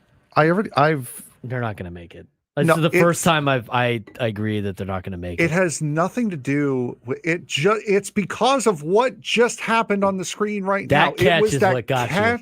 It was that catch yesterday by the Young. Home run robbery. It was no. They had 2 of them. He had the home run robbery, and they also had the one off the foot. No, it was the one off the foot. A home run robbery can happen. What doesn't happen is a guy getting the ball knocked out of his glove by the wall, then kicking it back up to himself. Hacky sack style. To make the catch. That does not happen every day. We are in the card of PTSD wild card miss. We are in card right now. It's wild over. Card miss. And what did I tell you? What did I tell you 2 weeks ago when that schedule came out? If there were 2 teams that were going to knock the Mets out of the playoffs, it was going to be Washington and Miami. And Miami this weekend. If it was going to be 2 teams, it was going to be the 2. It was going to be the Nationals and the Marlins. The Mets are going to beat up on the Cubs this week, and then the Marlins are knocking them out of the playoffs. They're going to destroy them. I can't wait. Tigers, by the way, are 5-13 this month. They're awful. Tigers have been beyond awful the second half of the season. So back to the American League. Detroit's got a 1-game lead on Cleveland. They play Cleveland this week, Tuesday, Wednesday, Thursday. And then Detroit's got to go to Boston, and Boston's only got a game lead on Cleveland, which means they're tied with Detroit. So there's a good possibility that Detroit and Boston are playing to get the last seed in the playoffs too. Houston's on the outside looking in, tied with Cleveland right now. I didn't even go through who Houston's playing. I think they're playing the Angels, if I'm not mistaken. Houston, hold on one second. Like over the weekend. What do they play? They're playing the A's on the road. That'll be fun. Oklamento's been playing good baseball in the second half. They have... They got the Halos. Yep, they have the A's and the Halos. That adds more pressure to Boston and Detroit and Cleveland. Who's Cleveland got on the weekend? I forgot. Cleveland's got Detroit this week, and then the Guardians have the Rangers, who are basically out of it now because they have lost 7 straight games. But that's how the American League wild card plays out. I mean, Detroit with a bad week not only could be the 6th seed, they could be out of the playoffs entirely. And Tarek Skubal will be in Cancun. That's rough. So that's the breakdown on what's at stake this week. There's 6 games left. I'm telling you, the A's have been doing surprisingly well. I just looked it up. I told you. They went 13-11 in July, 15-12 in August, and they're 10-8 right now. I mean, they're not world beaters, but they're playing very solid ball. They are. They've won 7 of the last 10. It's their home record that's killing them. They're 33-42 at home. That's because their pitching's not very good and they play in a bandbox. 40-41 on the road. The Oakland A's, just enough to get people to buy in. We all remember what you guys did. Nothing quite like being 9 games under 500 in a minor league ballpark. Well, when you put it that way, it's kind of sad. Speaking of sad, my picks this week in college football, we're going to get to that. But first, if you can call in, 833-288-0973, 833-288-0973. We got tickets to give away for Padres and Diamondbacks coming up on Friday. 2 tickets to Padres Diamondbacks this Friday. Join the Padres for Hispanic Heritage Celebration when they host the Diamondbacks in the final regular season. Homestand, more info at padres.com/Hispanic Heritage. First one to call in and tell me who the Arizona Diamondbacks Hall of Fame members are. There's 2 of them. In the Arizona Diamondbacks Hall of Fame, they have 2 members of their Hall of Fame. Call in. You got to give me both of those names. If you are the first one to do that, you will win 2 tickets to the Padres game against the Diamondbacks. 833-288-0973. 833-288-0973. Good luck when we come back. We'll talk college football one more time, and then we'll get into some more Padres baseball with a mention of high school football as we finish up the show. Braden Surprenant Show, San Diego Sports Station 97 through the Fan.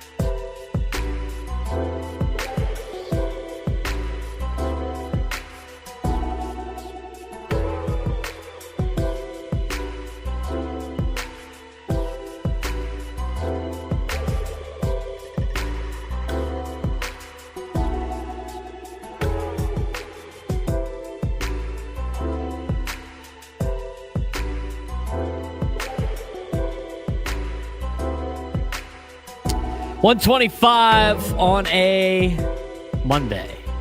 Who won the tickets?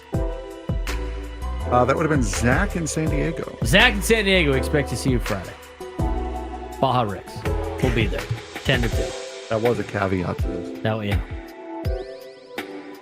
That was a caveat. 10 to 2 on Friday. We'll be at Baja Ricks. Should be a fun time. Looking forward to it. We have a Manny Machado signed baseball to give away on Friday. You have to be there to get it. So that's an incentive to come down. Work remote that day. Come down to Baja Ricks. Have yourself a nice little social sparkler. Maybe a nice little appetizer. They got some surf and turf stuff that you can partake in. And that one is legit. We're not trying to get people down there just to see us with the Manny Machado bobblehead. That you can only win that at I thought Baja it was a signed Ricks. baseball. Whatever. It's a base. I think we're giving away a bobblehead and a baseball. We are giving away a bobblehead. I don't know what bobblehead it is.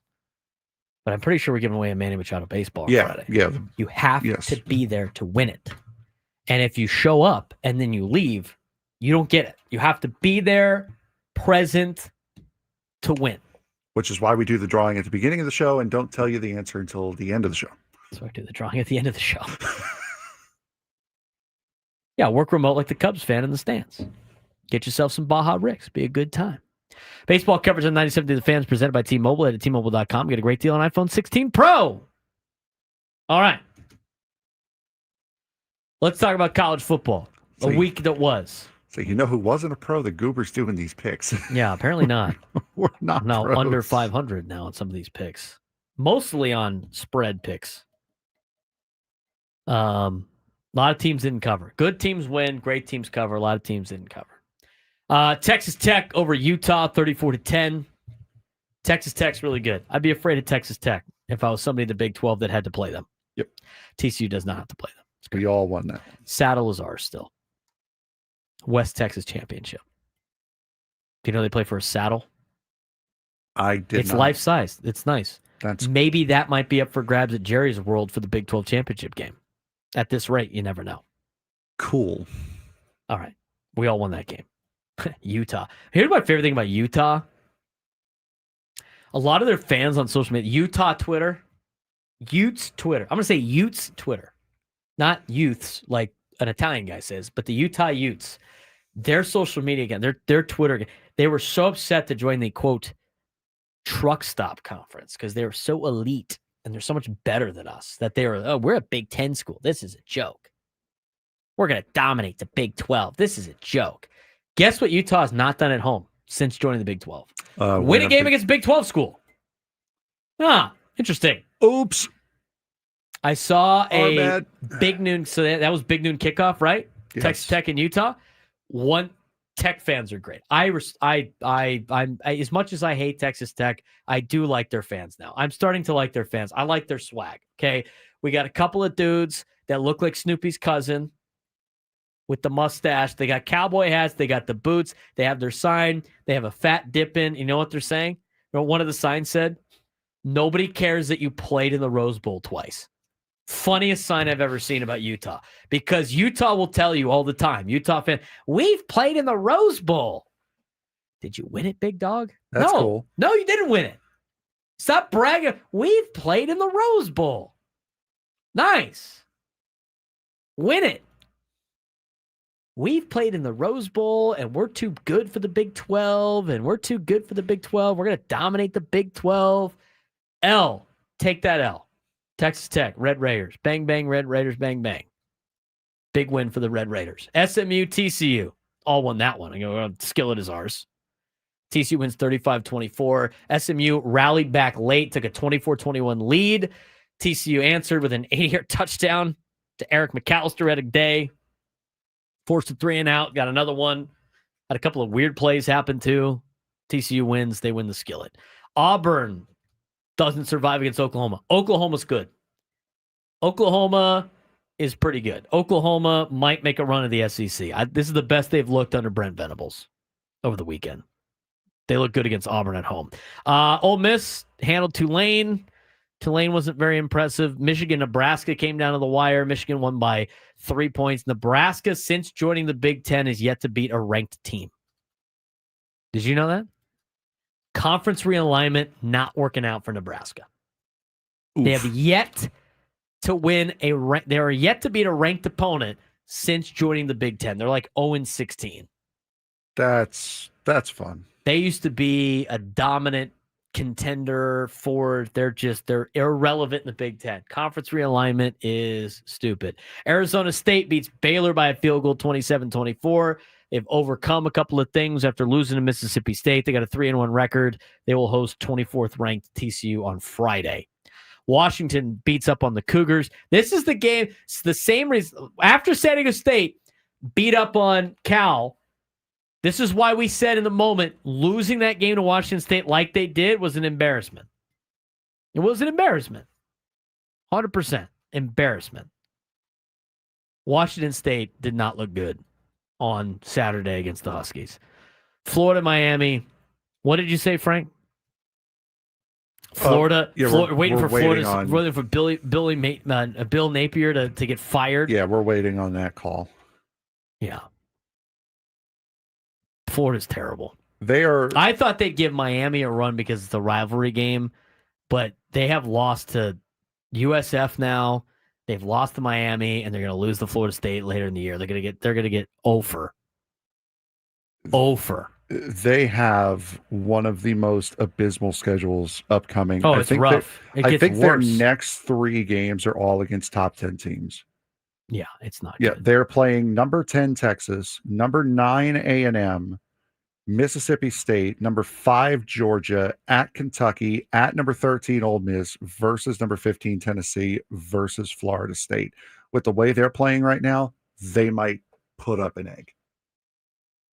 With the way they're playing right now. Not good for Florida. Yes. Not good. Illinois got smoked by Indiana. I thought this was a matchup of 2 teams that were fake good. And one of them showed that they might not be fake good. Indiana's interesting. Indiana doesn't play anybody. Like, their schedule sucks. And it sucks every year. And their coach is arrogant. Look me up. I win. It's like, all right, buddy. Calm down. They're in the weak side of the Big Ten for sure. But they don't play anybody. And neither does Illinois. There has been no reason for Illinois to be ranked as high as they've been ranked all season, except for we picked them to be good during the offseason. Like Josh Pate said on his podcast. Well, we highlighted them in our little preview magazine. Illinois has no reason to be ranked as high as they did. But here's the thing about Indiana. As much as I like to criticize Indiana for their lack of scheduling, they blow everybody out. And they did it last year, too. And then they played somebody good like Notre Dame. They got their ass kicked in the playoff, but that's neither here nor there. They beat Old Dominion 27-14. They beat Kennesaw State 56-9. They beat Indiana State 73-0. They just beat Illinois 63-10. They got Iowa on Saturday. They're going to be playing Oregon. They're going to be playing Penn State. They have to go to Oregon and Penn State. If they hang win those games, I will agree that they are not fake good. But mixed in is Michigan State, not good. UCLA is the worst Power 4 school in football, which, by the way, I like to dance on UCLA's grave because they're the ones that caused the Pac-12 to die. Them and SC. So you play stupid games, you win stupid prizes. I'm going to enjoy dancing on the grave of UCLA athletics. I am. I'm going to enjoy that. Because you ruined the Pac-12 because you thought you were holier than thou. We're UCLA.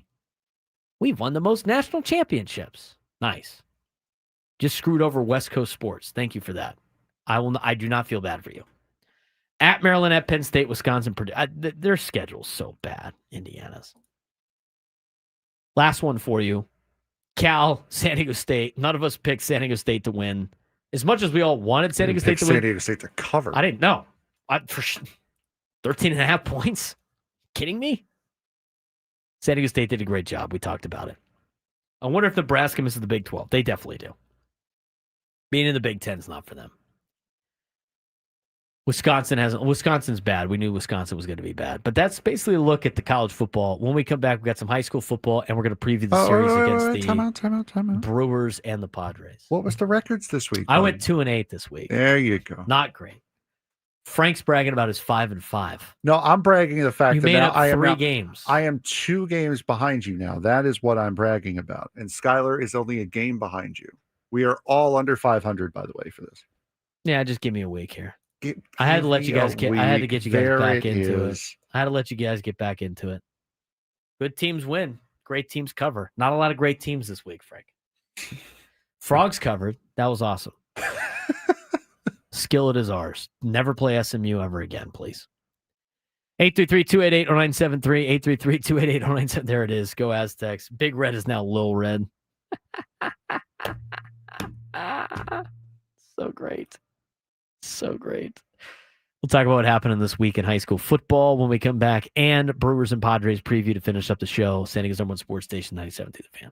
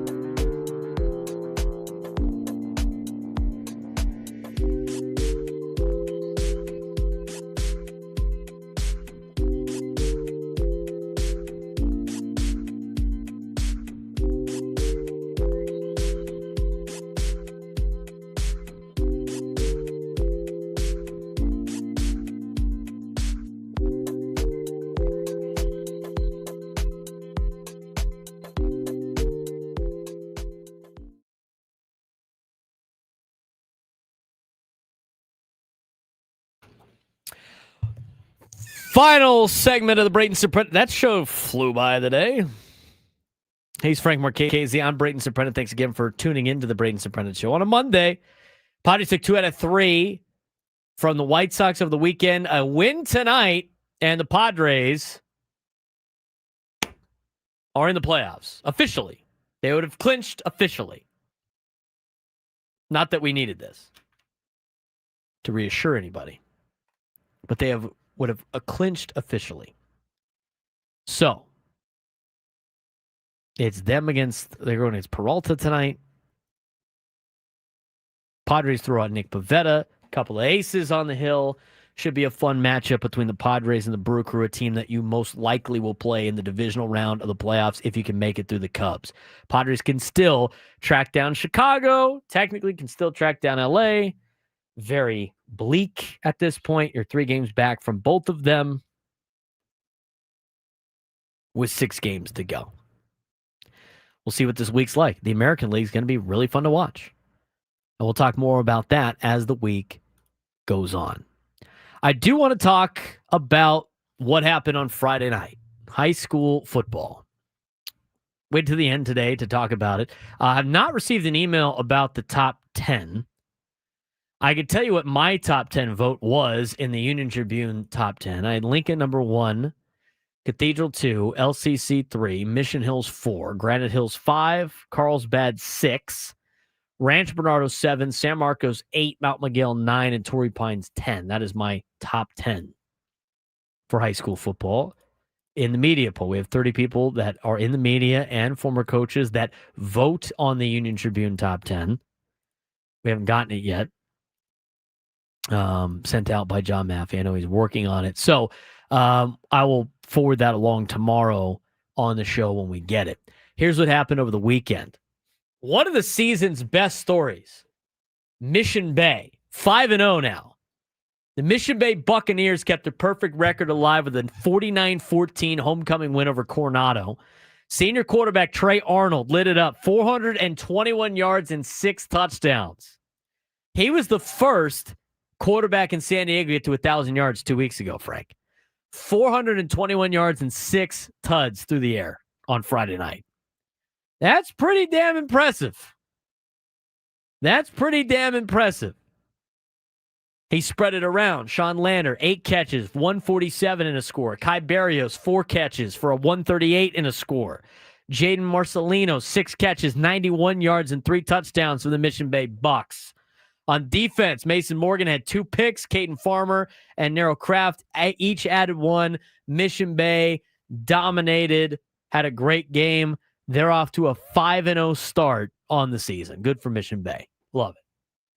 They'll be doing some damage in the lower divisions. At the top of the rankings, if we go through how the top 10 did last weekend, Lincoln, who's 4-1 now in the year, rolled past Bakersfield Frontier, 31-14. Junior Curtis carried it 17 times for 127 and a touchdown.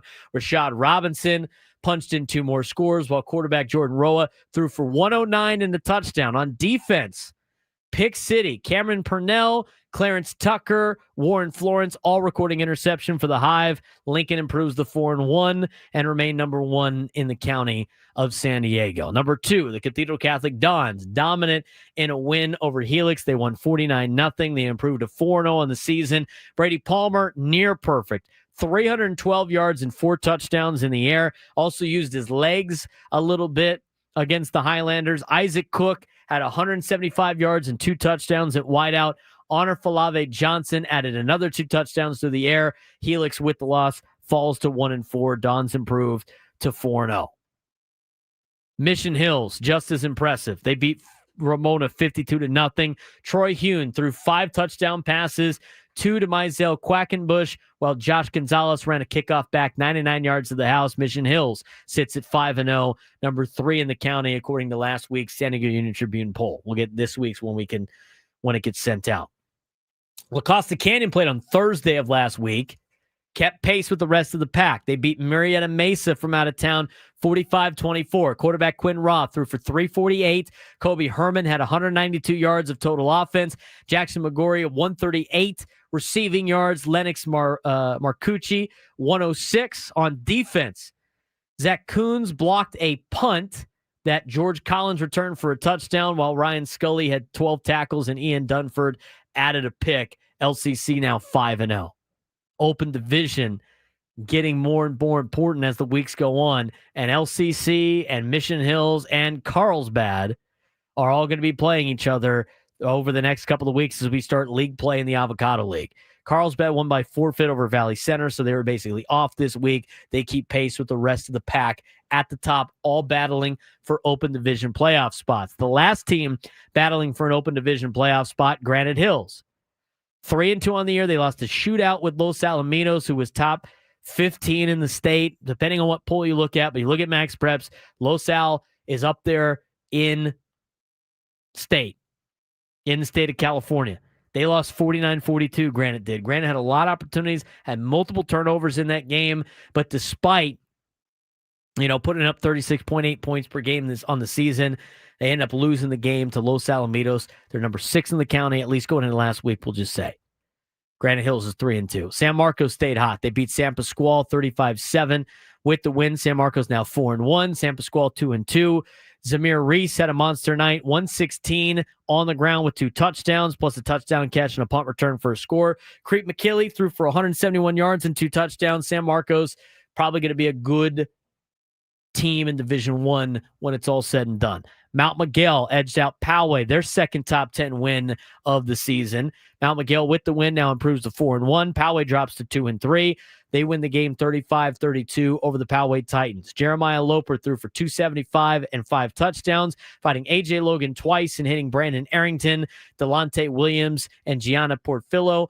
For others, for Poway, Luke Jorgensen carried the load, 263 on the ground and 3 touchdowns, plus a 2-point conversion. Luke Jorgensen, another big night on the ground. 263 yards, man. Crazy. Rancho Bernardo, the Fighting Eric Weddles and his son Gage Weddle, they beat West Covina 44-35. They now improved to 4-0 in the season. Trey Durham had a touchdown catch of 16 and 70 yards. Brady Strachan returned an interception for the go-ahead score, while Brody Sella ran back a 98-yard kickoff, and Gavin Stewart sealed it with a late interception. Rancho Bernardo continues their undefeated start to the season. Bishop survived Patrick Henry 31-28 with 2 touchdown runs from Jacob Popplewell. They improved to 4-0. Mount Carmel outlasted Fallbrook 42-35 and they almost went to overtime, I think. 42-35 despite Junior Hernandez rushing for 223 and 3 touchdowns for the Fallbrook Warriors. Westview beat Hilltop 32-21. Matthew Guimon, Charlie Jeskowick connected for 2 scores, while Hilltop's Leo Mendoza ran for 118 and 2 touchdowns. Point Loma's undefeated. They blanked Eastlake 49-0. They improved to 4-0. Eastlake now 1-4. Henry Hauser and Ryder Watson combined for 6 touchdown passes, 3 of them to Romeo Carter. Scripps Ranch shocked Mira Mesa. They beat them 50-0 in their rivalry game. Malachi Sales rushed for a 197. Parker Armstrong tossing 2 scores to Cason Mendez. Cason Mendez a receiver. Cason Mendez a volleyball player. Receivers need to play volleyball. Helps your vert. That being said, University City got 5 touchdowns from Deshaun Hilly in a 42-21 win over Morse. They improved to 4-1 on the season. Imperial 5-0 now after they rolled Palo Verde Valley 49-14 behind Darren Hueso's 5-touchdown night. Steel Canyon still perfect. They're 5-0. Where's Scratch? Scratch is 5-0. They're 5-0 out there in Hamul. Stayed perfect. They beat Valhalla to win the Hamishaw helmet. The Hamishaw helmet, Frank. Hamishaw helmet. Staying with Steel Canyon. They beat Valhalla 58-6. Gavin Kaha had a 99-yard kickoff return, behind quarterback Gavin Kaha, and a 99-yard kickoff return from Josiah Stocker. Mater Dei Catholic beat St. Augustine 33-28. They improved to 2-3 on the year. Saints drops to 1-4. Jordan DeMarin rushed for 225 and 4 touchdowns. Saints Pai Palamalu returned both a fumble and a pick for a touchdown. Again, he's the son of Troy Palamalu. He is a great athlete for St. Augustine. Olympian 5-0, stayed undefeated, beating Chula Vista 38-9. Frank was not in attendance. Foul on Frank. And in comeback fashion, Bonita Vista stunned Vincent Memorial 17-13. 2 late touchdown passes from Anthony Lawrence and Cole Margits. Bonita Vista gets their first win of the season. They're now 1-4. Vincent Memorial is now 0-4.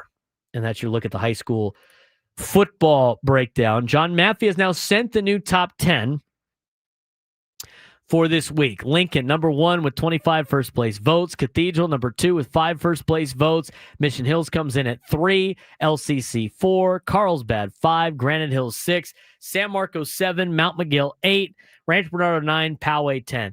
This would be a great year to have high school football, I don't know, have 8 teams in the open. I hate the 4-team playoff in the open. It's not a playoff. 4 teams is like a multi-team event, an MTE you see in college basketball. I'd love to see 8 teams back in the open. I mean, if you look at it right now, the 8 teams, everybody complained about it because only the 1 through 4 won. But here's the deal. That's what's expected to happen. If it was an open playoff with 8 teams, you would have Lincoln hosting Mount Miguel right now in the first round, Cathedral hosting San Marcos, Mission Hills hosting Granite Hills, La Costa Canyon hosting Carlsbad. Be fun. That'd be a good playoff. RB and Poway would be your first 2 seeds in Division I. I think that's what would be the case. I think that's what should be the case. Anyway, there you go. There's your high school football update. Somebody asked, how does San Diego CIF determine the leagues? All the leagues are based on regions. They have the North County, they have the South Bay, they have the city, and they have East County. They're all determined basically by school districts, and in those areas they have different leagues, and they're on a power rating system. So the best city schools are in the Western League. Next group is in the Eastern League, and the city and the Central, and every league's got that. There you go. Any other questions, Frank? No, I think I'm pretty good on it. Matthew in the chat. Haven't been on here all week, but what about those Aztecs? How about them Aztecs? Sounds a lot better than how about them Cowboys, let me tell you that. It certainly does. How about them Aztecs? That was a great win on Saturday. How about them Padres? Hopefully tomorrow we can say how about them Padres being a playoff team.